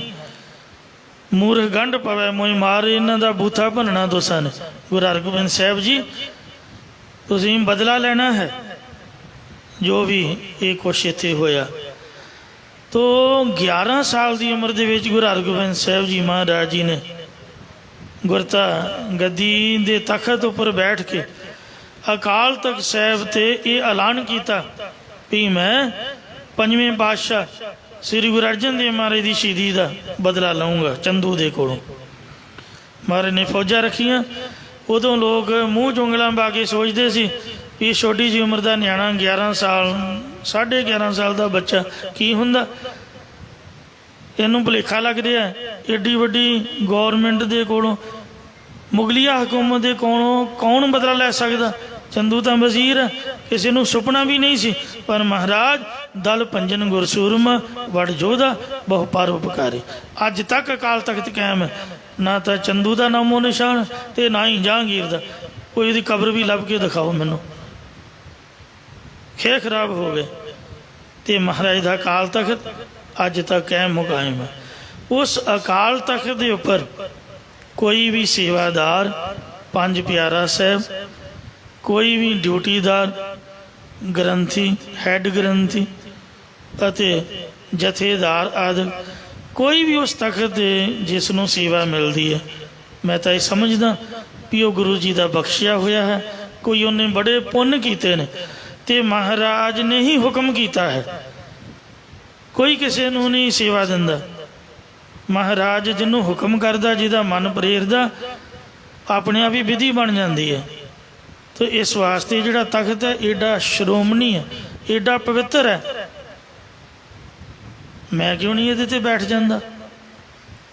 ਮਤਲਬ ਜਿਹਨੂੰ ਗੁਰੂ ਸਾਹਿਬ ਲਾਈ ਕਰਦੇ ਨੇ, ਹਰਿਮੰਦਰ ਸਾਹਿਬ ਦੇ ਗ੍ਰੰਥੀ ਦੀ ਸੇਵਾ, ਅਕਾਲ ਤਖਤ ਦੇ ਜਥੇਦਾਰ ਦੀ ਸੇਵਾ, ਆਪਾਂ ਕਿਉਂ ਨਹੀਂ ਬਣ ਗਏ? ਤੁਸੀਂ ਬਣ ਕੇ ਦਿਖਾਓ। ਪਾਰਟੀਆਂ ਦੇ ਵਿੱਚ ਤਾਂ ਕਈ ਬੰਦੇ ਭਾਰੂ ਹੁੰਦੇ ਨੇ, ਉਹ ਬਣ ਕੇ ਦਿਖਾਉਣ, ਬਿਲਕੁਲ ਨਹੀਂ। ਤਾਂ ਇਸ ਲਈ ਜਿਹੜਾ ਮਹਾਰਾਜ ਨੂੰ ਭਾ ਜਾਂਦਾ ਉਹ ਸੇਵਾ ਵਿੱਚ ਆਉਂਦਾ ਹੈ। ਗੁਰੂ ਘਰ ਦਾ ਕੋਈ ਵੀ ਸੇਵਾਦਾਰ ਕਿਤੇ ਵੀ ਹੈ, ਤੁਸੀਂ ਤਰਕ ਕਰਨ ਦੀ ਬਜਾਏ ਮਹਾਰਾਜ ਦਾ ਨਾਮ ਲਓ, ਸੱਚੇ ਪਾਤਸ਼ਾਹ ਨੂੰ ਨਮਸਕਾਰ ਕਰੋ, ਕਿਉਂਕਿ ਤੁਹਾਡੇ ਬੱਚਿਆਂ ਨੇ ਉਹਨਾਂ ਤੋਂ ਸਿੱਖਿਆ ਲੈਣੀ ਹੈ। ਜੇ ਤੁਸੀਂ ਉਹਨਾਂ ਨੂੰ ਹੀ ਰੇਲ 'ਤੇ ਚੜ੍ਹਾਤਾ, ਰੇਲ ਹੀ ਬਣਾ ਕੇ ਨਿੰਦਿਆ ਚੁਗਲੀ, ਤੇ ਬੱਚਿਆਂ ਸਾਡਿਆਂ 'ਤੇ ਕੀ ਅਸਰ ਪਊਗਾ? ਗਲਤ ਅਸਰ ਹੋਏਗਾ। ਮੈਂ ਰਾਮਗੜੀਆ ਸਿੱਖ ਟੈਂਪਲ ਬਰੈਡਫੋਰਡ ਇੰਗਲੈਂਡ ਦੇ ਵਿੱਚ, ਤੇ ਸੈਚਰਡੇ ਦੀ ਸ਼ਾਮ ਨੂੰ ਨੌਜਵਾਨਾਂ ਨੂੰ ਸਾਫ ਸਫਾਈ ਕਰਦਿਆਂ, ਕਲੀ ਰੰਗ ਰੋਗਨ ਕਰਦਿਆਂ ਵੇਖਿਆ। ਮੈਂ ਕਿਹਾ ਓਏ ਮੁੰਡਿਓ, ਮੈਨੂੰ ਹਫ਼ਤਾ ਹੋ ਗਿਆ ਇੱਥੇ ਕਥਾ ਕਰਦਿਆਂ ਨੂੰ, ਤੁਹਾਡੇ ਦਰਸ਼ਨ ਹੀ ਨਹੀਂ ਹੋਏ। ਕੌਣ ਲੋਕ ਹੋ ਤੁਸੀਂ? ਕਿੱਥੇ ਰਹਿੰਦੇ ਹੋ? ਕਹਿੰਦੇ ਜੀ ਸਾਡੇ ਮੰਮੀ ਡੈਡੀ ਆਉਂਦੇ ਨੇ। ਮੈਂ ਕਿਹਾ ਤੁਸੀਂ? ਕਹਿੰਦੇ ਸਾਨੂੰ ਕੋਈ ਆਉਣ ਹੀ ਨਹੀਂ ਦਿੰਦਾ। ਮਤਲਬ ਅੱਗੇ ਨਹੀਂ ਆਉਣ ਦਿੰਦਾ, ਜਵਾਨਾਂ ਨੂੰ ਅੱਗੇ ਸੇਵਾ ਨਹੀਂ ਕਰਨ ਦਿੰਦਾ। 1 ਨੰਬਰ। 2 ਨੰਬਰ 'ਤੇ ਜਦ ਅਸੀਂ ਝਗੜਾ ਦੇਖਦੇ ਹਾਂ ਵੀ ਇਹ ਤਾਂ ਆਪਸ 'ਚ ਪੈਸੇ ਕਰਕੇ ਝਗੜ ਰਹੇ ਨੇ, ਸਾਡਾ ਮਨ ਟੁੱਟ ਜਾਂਦਾ। ਆਪਾਂ ਆਖਦੇ ਹਾਂ ਵੀ ਇੱਥੇ ਤਾਂ ਸ਼ਾਂਤੀ ਲੈਣ ਆਈਦਾ। ਅੱਜ ਕੱਲ੍ਹ ਦੇ ਬੱਚੇ ਪੜ੍ਹੇ ਲਿਖੇ ਨੇ, ਉਹ ਬੜਾ ਕੁਝ ਦੇਖਦੇ ਨੇ। ਆਉਣ ਤੋਂ ਪਹਿਲਾਂ ਅਗਲਾ ਸੋਚਦਾ ਵੀ ਛੱਡੋ ਖਹਿੜਾ, ਆਪਾਂ ਕੀ ਲੈਣ ਜਾਣਾ। ਕੋਈ ਵੀ ਸਮਾਗਮ ਹੁੰਦਾ ਹੈ, ਮੰਨ ਲਓ ਜੂਨ 84 ਦਾ ਹੈ, ਜੇ ਉੱਥੇ ਤਲਵਾਰਾਂ ਚੱਲ ਪਈਆਂ, ਸਾਡੇ ਮੂਰਖ ਲੋਕ ਸਪੀਕਰ ਫੜ ਕੇ, ਹੁਣ ਕਥਾ ਹੋ ਰਹੀ ਹੈ ਤੇ ਸਮੇਂ ਮੁਤਾਬਕ ਸਮਾਪਤ ਹੋ ਤੋਂ ਬਾਅਦ ਦੂਜੇ ਦਾ, ਫਿਰ ਤੀਜੇ ਦਾ ਟਾਈਮ, ਜੇ ਆਪਾਂ ਸਾਰੇ ਹੀ ਫੜ ਕੇ ਸਪੀਕਰ ਰੌਲਾ ਪਾਉਣ ਲੱਗ ਪਵਾਂਗੇ, ਦੱਸੋ ਕਿੰਨੀ ਕੁ ਆਪਦੀ ਸਿਆਣਪ। ਇਹ ਗੁਰਦੁਆਰੇ ਦੀ ਮਰਯਾਦਾ ਕਿੰਨਾ ਕੁ ਅਸੀਂ ਸਿੱਖ ਖਿਆਲ ਰੱਖਦੇ ਹਾਂ। ਇਸ ਤਰ੍ਹਾਂ ਨਹੀਂ ਹੋਣਾ ਚਾਹੀਦਾ। ਦੁਨੀਆ ਦੇ ਉੱਪਰ ਗਲਤ ਮੈਸੇਜ ਆਉਂਦਾ। ਇੰਟਰਨੈਸ਼ਨਲ ਪੱਧਰ 'ਤੇ ਕੈਮਰੇ ਲੱਗੇ ਹੋਏ ਨੇ, ਬਾਹਰਲੀਆਂ ਕੰਟਰੀਆਂ ਤੱਕ ਸਭ ਕੁਛ। ਅੱਜ ਕੱਲ੍ਹ ਮਾਹੌਲ ਹੀ ਇਸ ਤਰ੍ਹਾਂ ਦਾ। ਚਾਈਨਾ ਨੇ ਆਪਦਾ ਸਾਰਾ ਨੈਟਵਰਕ ਬੰਦ ਕੀਤਾ ਹੋਇਆ, ਕਿਉਂਕਿ ਇੱਕ ਸਕਿੰਟ 'ਚ ਖਬਰ ਵਾਇਰਲ ਹੋ ਜਾਂਦੀ। ਤੋ ਜਿਨ੍ਹਾਂ ਬੱਚਿਆਂ ਨੇ ਜਿਨ੍ਹਾਂ ਜਗ੍ਹਾ ਤੋਂ, ਜਿਨ੍ਹਾਂ ਤਖਤਾਂ ਤੋਂ ਗਾਈਡੈਂਸ ਲੈਣੀ ਸੀ, ਕੇਸ ਰੱਖਣੇ, ਅੰਮ੍ਰਿਤ ਛਕਣਾ ਸੀ, ਉਹਨਾਂ ਨੂੰ ਤਾਂ ਆਪਾਂ ਰੇਲ 'ਤੇ ਚੜ੍ਹਾ ਕੇ ਤੋਰਤਾ। ਵੀ ਹੁਣ ਸਾਡੇ ਬੱਚੇ ਸੁਧਰਨਗੇ ਕਿੱਥੋਂ? ਦੱਸੋ ਸਿੱਖਿਆ ਕਿੱਥੋਂ ਲੈਣਗੇ? ਨਾ ਤਾਂ ਮੰਦਿਰ 'ਚ ਜਾ ਸਕਦੇ, ਨਾ ਮਸੀਤ 'ਚ। ਉਹਨਾਂ ਦਾ ਗੁਰਦੁਆਰੇ ਸੀਗਾ, ਉੱਥੇ ਨਿੰਦਿਆ ਚੁਗਲੀ, ਲੜਾਈ ਝਗੜਾ ਸ਼ੁਰੂ ਹੋ ਗਿਆ। ਮੈਨੂੰ ਮਾਫ਼ ਕਰਨਾ। ਤਾਂ ਮੇਰੇ ਮਨ ਵਿੱਚ ਜਿਹੜੀ ਗੱਲ ਘਰ ਕੀਤੀ ਆ ਉਹ ਇਹੀ ਆ ਵੀ ਕੋਈ ਵੀ ਸਾਧੂ ਜਾਂ ਸੰਤ, ਕਿਸੇ ਦਸਤਾਰਬੰਦੀ ਕਿਸੇ ਨੂੰ ਹੁੰਦੀ, ਜਾਂ ਕਿਸੇ ਨੂੰ ਕੋਈ ਗ੍ਰੰਥੀ ਜਾਂ ਕੋਈ ਸੇਵਾਦਾਰ ਦੀ ਪਦਵੀ ਉਪਾਧੀ ਮਿਲਦੀ, ਸੰਗਤ ਵੱਲੋਂ ਕੋਈ ਵਿਸ਼ੇਸ਼ ਸਰੂਪ ਮਿਲਦਾ, ਉਹ ਗੁਰੂ ਸਾਹਿਬ ਦਾ ਹੀ ਮੈਸੇਜ ਹੈ। ਸਿੰਘਾਸਨ ਪਰ ਉਹੀ ਬੈਠ ਸਕਦਾ ਜਿਹੜਾ ਇਸ ਸਿੰਘਾਸਨ ਦੇ ਲਾਇਕ ਹੁੰਦਾ ਹੈ। ਜਿਸ ਮੇਰੇ ਨਾਲ ਦਾ ਸਿੰਘ ਨੂੰ ਮੈਂ ਆਖਿਆ ਵੀ ਭੁੱਲ ਕਿਉਂ ਜਾਣਾ, ਕਹਿੰਦਾ ਮੰਮੀ ਕਥਾ ਸੁਣਨ ਲੱਗ ਪੈਂਦਾ, ਮੇਰੀ ਬਿਰਤੀ ਜੁੜ ਜਾਂਦੀ, ਮਾਫ ਕਰਨਾ ਜੀ। ਉਚਾਰਨ ਕਰੋ ਸਤਨਾਮ ਸ੍ਰੀ ਵਾਹਿਗੁਰੂ ਜੀ। ਪੰਜ ਸਮਾਏ ਗੁਰਮਤਿ ਪਾਇਕ, ਜਿਨ੍ਹਾਂ ਨੇ ਗੁਰਾਂ ਦੀ ਸਿੱਖਿਆ ਪਾਉਣਾ ਕੀਤੀ ਹੈ ਜਾਂ ਜੋ ਗੁਰਮਤਿ ਦੁਆਰਾ ਸੇਵਕ ਬਣੇ ਨੇ, ਉਹਨਾਂ ਦੇ ਅੰਦਰ ਪੱਚਾ ਤੰਤਾ ਦੇ ਗੁਣ ਸੁਭਾਅ ਸਮਾ ਜਾਂਦੇ ਨੇ, ਜਾਂ ਉਹਨਾਂ ਦੇ ਪੰਜੇ ਕਾਮ ਕ੍ਰੋਧ ਆਦਿਕ ਨਾਸ਼ ਹੋ ਜਾਂਦੇ ਨੇ, ਜਾਂ ਉਹ ਸੰਤ ਜਨ ਵਾਹਿਗੁਰੂ ਦੇ ਸਰੂਪ ਦੇ ਵਿੱਚ ਅਭੇਦ ਹੋ ਜਾਂਦੇ ਹਨ। ਆਦਿ ਜੁਗਾਦੀ ਹੈ ਭੀ ਹੋਸੀ, ਜਿਨ੍ਹਾਂ ਨੇ ਮਹਾਰਾਜ ਫਰਮਾਉਂਦੇ ਹਨ ਸਹਸਾ ਭਰਮ ਚੁਕਾਇਆ, ਗੁਰਾਂ ਦੀ ਕਿਰਪਾ ਦੁਆਰਾ ਆਪਣਾ ਸੰਸਾ ਤੇ ਭਰਮ ਚੁਕਾਉਣਾ ਕੀਤਾ ਹੈ। ਉਹਨਾਂ ਨੇ ਐਸਾ ਨਿਸ਼ਚਾ ਕੀਤਾ ਹੈ ਕਿ ਉਹ ਪਰਮਾਤਮਾ ਜਗਤ ਦੇ ਮੁੱਢ ਵਿੱਚ ਯੋਗ ਆਦਿਕਾਂ ਦੇ ਵਿੱਚ ਪਿੱਛੇ ਵੀ ਵਿਆਪਕ ਸੀ, ਹੁਣ ਵੀ ਵਿਆਪਕ ਹੈ ਅਤੇ ਅਗਾਂਹ ਨੂੰ ਵੀ ਵਿਆਪਕ ਰਹੇਗਾ। ਤਖਤ ਸਲਾਮ ਹੋਵੇ ਦਿਨ ਰਾਤੀ, ਜੋ ਸਿੰਘਾਸਨ ਉੱਪਰ ਬੈਠਾ ਹੁੰਦਾ ਹੈ ਉਸ ਨੂੰ ਦਿਨ ਰਾਤ ਨਮਸਕਾਰ ਹੁੰਦੀ ਹੈ, ਜਾਂ ਜੋ ਸਰੂਪ ਰੂਪੀ ਤਖਤ ਉੱਪਰ ਬਿਰਾਜਮਾਨ ਹੈ ਉਹਨੂੰ ਦਿਨ ਰਾਤ ਸਾਰੀ ਦੁਨੀਆ ਸਲਾਮਾਂ ਕਰਦੀ ਹੈ। ਉਹ ਦਿਨ ਰਾਤ ਸਰੂਪ ਰੂਪੀ ਤਖਤ ਦੇ ਸਲਾਮਤ ਸਥਿਤ ਹੋ ਜਾਂਦੇ ਨੇ। ਇਹੀ ਤਾਂ ਅੱਗ ਲੱਗਦੀ ਹੈ ਰਾਜਨੀਤਿਕ ਲੋਕਾਂ ਨੂੰ, ਮੈਨੂੰ ਮਾਫ ਕਰਨਾ, ਜੋ ਚਾਹੁੰਦੇ ਸੀ ਉਹਨਾਂ ਕਰਕੇ ਦਿਖਾ ਦਿੱਤਾ। ਰਾਜਨੀਤਿਕ ਲੋਕਾਂ ਦੀ ਇਹ ਸੋਚ ਸੀਗੀ ਵੀ ਸ੍ਰੀ ਅਕਾਲ ਤਖਤ ਤੋਂ ਸ਼ਰਧਾ ਤੋੜੀ ਜਾਵੇ, ਉਹਨਾਂ ਤੋੜ ਕੇ ਰੱਖ ਦਿੱਤੀ। ਟਕਸਾਲ ਤੋਂ ਸੰਗਤਾਂ ਦੀ ਸ਼ਰਧਾ ਘੱਟ ਹੋ ਜਾਏ, ਉਹਨਾਂ ਐਸਾ ਕੂੜ ਪ੍ਰਚਾਰ ਕੀਤਾ ਵੀ ਲੋਕ ਟਕਸਾਲ ਨੂੰ ਮਾੜਾ ਕਹਿਣ ਲੱਗ ਪਏ। ਜੋ ਵਿਦਵਾਨਾਂ ਦੀ ਅਰਥਾਂ ਦੀ ਟਕਸਾਲ ਹੈ, ਜਿਹਦਾ ਕੰਮ ਹੀ ਨਰੋੜ ਗੁਰਬਾਣੀ ਦਾ ਪ੍ਰਚਾਰ ਹੈ, ਦੁਨੀਆ ਉਹਨਾਂ ਮਹਾਂਪੁਰਖਾਂ ਬਾਬੇ ਜਰਨੈਲ ਸਿੰਘ ਦੀ ਵੀ ਨਿੰਦਿਆ ਕਰਦੀ ਹੈ। ਉਹਨਾਂ ਦਾ ਸੁਪਨਾ ਪੂਰਾ ਹੋ ਗਿਆ। ਸਾਨੂੰ ਸਮਝਣਾ ਚਾਹੀਦਾ ਵੀ ਕਿਸੇ ਹਿੰਦੂ ਮਤ ਦੀ ਸਾਖੀ ਦੀ ਨਿੰਦਿਆ ਨਹੀਂ ਹੁੰਦੀ, ਕੋਈ ਸ਼ਿਵਲਿੰਗ ਬਾਰੇ ਨਹੀਂ, ਕੋਈ ਬਾਈਬਲ ਬਾਰੇ ਨਹੀਂ, ਕਿਸੇ ਹੋਰ ਮੰਦਰ ਮਸੀਤ ਬਾਰੇ ਨਹੀਂ, ਕਿਸੇ ਪਵਿੱਤਰ ਕੁਰਾਨ ਬਾਰੇ ਜਾਂ ਬਾਈਬਲ ਬਾਰੇ ਤੇ ਜਾਂ ਵੇਦਾਂ ਬਾਰੇ। ਮੈਨੂੰ ਬੜਾ ਦੁੱਖ ਹੈ, ਪਰ ਮੈਂ ਨਹੀਂ ਚਾਹੁੰਦਾ ਵੀ ਇਹ ਕੁਝ ਹੋਵੇ। ਕਿਤੇ ਅੱਗ ਲੱਗੀ ਹੈ ਕਿਸੇ ਨੂੰ, ਗ੍ਰੰਥ ਨੂੰ? ਗੁਰੂ ਗ੍ਰੰਥ ਸਾਹਿਬ ਹੀ ਕਿਉਂ ਅਗਨ ਭੇਟ ਹੁੰਦੇ ਨੇ ਦੱਸੋ? ਤੁਹਾਨੂੰ ਸੋਚਣਾ ਤਾਂ ਪਊਗਾ ਨਾ ਕਿਤੇ ਬੈਠ ਕੇ। ਇਹ ਜਿਹੜੀ ਨਿੰਦਿਆ ਚੁਗਲੀ ਹੈ ਸਿੱਖਾਂ ਦੀ ਕਿਉਂ ਹੁੰਦੀ ਹੈ? ਸਿੰਘ ਸਾਹਿਬਾਂ ਨੂੰ ਹੀ ਕਿਉਂ ਲੋਕ ਮਾੜਾ ਕਹਿੰਦੇ ਨੇ? ਪਾਦਰੀਆਂ ਨੂੰ ਜਾਂ ਹੋਰਨਾਂ ਬਾਰੇ ਕਿਉਂ ਨਹੀਂ ਇਸ ਤਰ੍ਹਾਂ ਦਾ ਪ੍ਰਚਾਰ ਹੁੰਦਾ? ਇਹਦੇ ਪਿੱਛੇ ਕੀ ਸੋਚ ਹੈ? ਇਸ ਵਾਸਤੇ ਸਾਨੂੰ ਸਮਝਣਾ ਚਾਹੀਦਾ। ਔਰ ਗੁਰਦੁਆਰਿਆਂ ਦੇ, ਗੁਰੂ ਮਹਾਰਾਜ ਦੇ ਅਸਥਾਨਾਂ ਦੇ ਸਾਡੇ ਇਤਿਹਾਸ 'ਤੇ ਸਾਡੀ ਸ਼ਰਧਾ ਹੋਏਗੀ ਤਾਂ ਹੀ ਸਾਡਾ ਬੇੜਾ ਪਾਰ ਹੋਵੇਗਾ। ਦੁਨੀਆ ਨੂੰ ਸਲਾਮਾਂ ਕਰਦੀ ਹੈ, ਨੀਤੀਵਾਨ ਲੋਕ ਉਹ ਈਰਖਾ ਕਰਦੇ ਹਨ। ਇਹੋ ਸਾਚ ਵਡਾਈ ਗੁਰਮਤਿ ਲਿਵ ਜਾਤੀ, ਇਹ ਸਰੂਪ ਰੂਪੀ ਤਖਤ ਦੀ ਸੱਚੀ ਵਡਿਆਈ ਮਹਿਮਾ ਗੁਰ ਸਿੱਖਿਆਂ ਦੁਆਰਾ ਬਿਰਤੀ ਲਾ ਕੇ ਗੁਰਮੁਖਾਂ ਨੇ ਹੀ ਜਾਣੀ ਹੈ। ਸਾਡੇ ਨੂੰ ਤਾਂ ਗੁੱਜਰ ਚੰਗੇ ਨੇ, ਆ ਪਤਾ ਨਹੀਂ ਕਿੱਥੋਂ ਆਉਂਦੇ ਨੇ ਆ ਮੱਝਾਂ ਗਾਵਾਂ ਵਾਲੇ। ਇਹ ਕਿਤੇ ਕੋਰਟ ਕਚਹਿਰੀ 'ਚ ਨਹੀਂ ਜੇ ਜਾਂਦੇ, ਇਹਨਾਂ ਦਾ ਝਗੜਾ ਹੁੰਦਾ ਨਾ ਆਪਦੀ ਪਰੇ ਪੰਚਾਇਤ ਹੀ ਬਿਠਾ ਕੇ ਆਪਸ 'ਚ ਹੀ ਫੈਸਲਾ ਕਰ ਲੈਂਦੇ। ਐਵੇਂ ਵਕੀਲਾਂ ਦੇ ਅੱਗੇ ਪੈਸੇ ਰੋੜੀ ਜਾਓ, ਕਚਹਿਰੀਆਂ ਦੇ ਵਿੱਚ ਜੱਜਾਂ ਨੂੰ ਦੇਈ ਜਾਓ ਰਿਸ਼ਵਤਾਂ। ਕੋਈ ਸਿਆਣਪ ਥੋੜੋ, ਝਗੜਾ ਆਪਦਾ, ਪੈਸੇ ਕੋਈ ਖਾਈ ਜਾਏ। ਸੋ ਜਿਹੜੇ ਗੁਰਮਤਿ ਦੇ ਝਗੜੇ ਨੇ ਉਹ ਸ੍ਰੀ ਅਕਾਲ ਤਖਤ ਸਾਹਿਬ ਦੇ ਫੈਸਲੇ ਮੁਤਾਬਕ ਨਿਬੜਨੇ ਚਾਹੀਦੇ ਨੇ। ਪਰ ਅੱਜ ਅਸੀਂ ਕਹਿੰਦੇ ਵੀ ਅਸੀਂ ਤਾਂ ਨਹੀਂ ਮੰਨਦੇ ਜੀ। ਮੰਨਦੇ ਕਿਉਂ ਨਹੀਂ? ਜੋ ਗੁਰਦੁਆਰੇ ਦਾ ਦਫ਼ਤਰ ਹੈ, ਕਿਸੇ ਸੇਵਾਦਾਰ ਨੂੰ ਗਲਤੀ ਤੋਂ ਦਫ਼ਤਰ ਨੇ ਬੁਲਾਇਆ ਹੈ, ਉੱਥੇ ਜਾ ਕੇ ਜਵਾਬ ਦੇਣਾ ਬਣਦਾ।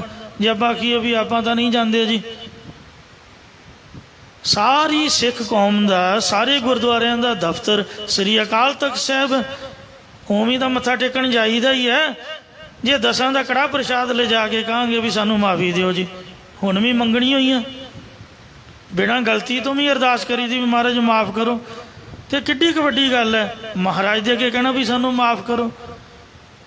ਪਰ ਸਾਧ ਸੰਗਤ ਜੀਓ, ਸਾਡਾ ਮਨ ਵਿਗੜਿਆ ਹੋਇਆ ਹੈ। ਗੁਰੂ ਸਾਹਿਬ ਕਿਰਪਾ ਕਰਨ, ਇਹ ਮਹਾਰਾਜ ਕਹਿੰਦੇ ਨੇ ਕਿ ਜਿਹੜੀ ਵਡਿਆਈ ਮਹਿਮਾ ਤਖਤ ਦੀ ਇਹ ਗੁਰ ਸਿੱਖਿਆ ਦੁਆਰਾ ਬਿਰਤੀ ਲਾ ਕੇ ਗੁਰਮੁਖਾਂ ਨੇ ਜਾਣੀ ਹੈ। ਨਾਨਕ RAM ਜਪਹੁ ਤਾਰ ਤਾਰੀ। ਸਤਿਗੁਰੂ ਜੀ ਕਥਨ ਕਰਦੇ, ਹੇ ਭਾਈ ਗੁਰਮੁਖੋ, ਪਰਮੇਸ਼ਰ ਦਾ ਨਾਮ ਜਪੋ, ਇਸ ਨਾਲ ਤੁਸੀਂ ਭਗਤੀ ਰੂਪ ਬੇੜੀ ਤੇ ਚੜ੍ਹ ਕੇ ਰਾਗ ਦਵੈਖ ਰੂਪ ਨਾਲਿਆਂ ਆਸਾ ਰੂਪ ਨਦੀ ਸੰਸਾਰ ਸਮੁੰਦਰ ਤੋਂ ਤਰ ਜਾਵੋਗੇ। ਜਿਨ੍ਹਾਂ ਨੇ ਜਪਿਆ ਹੈ ਹਰਿ ਅੰਤ ਸਖਾਈ ਪਾਇਆ। ਉਹਨਾਂ ਨੇ ਅਖੀਰ ਨੂੰ ਸਹਾਇਤਾ ਕਰਨ ਵਾਲਾ ਪਰਮਾਤਮਾ ਪਾ ਲਿਆ ਹੈ। ਇੱਥੇ ਸ਼ਬਦ ਸੰਪੂਰਨ ਹੋਇਆ ਹੈ। ਸ਼ਬਦ ਲੰਮੇਰਾ ਸੀਗਾ, ਵਿਚਾਰ ਲੰਬੀ ਚਲੀ ਗਈ, ਸਮਾਂ ਉੱਪਰ ਚਲਾ ਗਿਆ। ਮਾਫ ਕਰਨਾ ਜੀ, ਭੁੱਲਾਂ ਚੁੱਕਾ ਖਿਮਾ ਕਰੋਗੇ ਤੋ ਸਮਤ ਬਖਸ਼ੋ। ਤਖਤ ਸਲਾਮ ਹੋਵੈ ਦਿਨ ਰਾਤੀ। ਇਹੋ ਸਾਚ ਵਡਾਈ ਗੁਰਮਤਿ ਲਿਵ ਜਾਤੀ।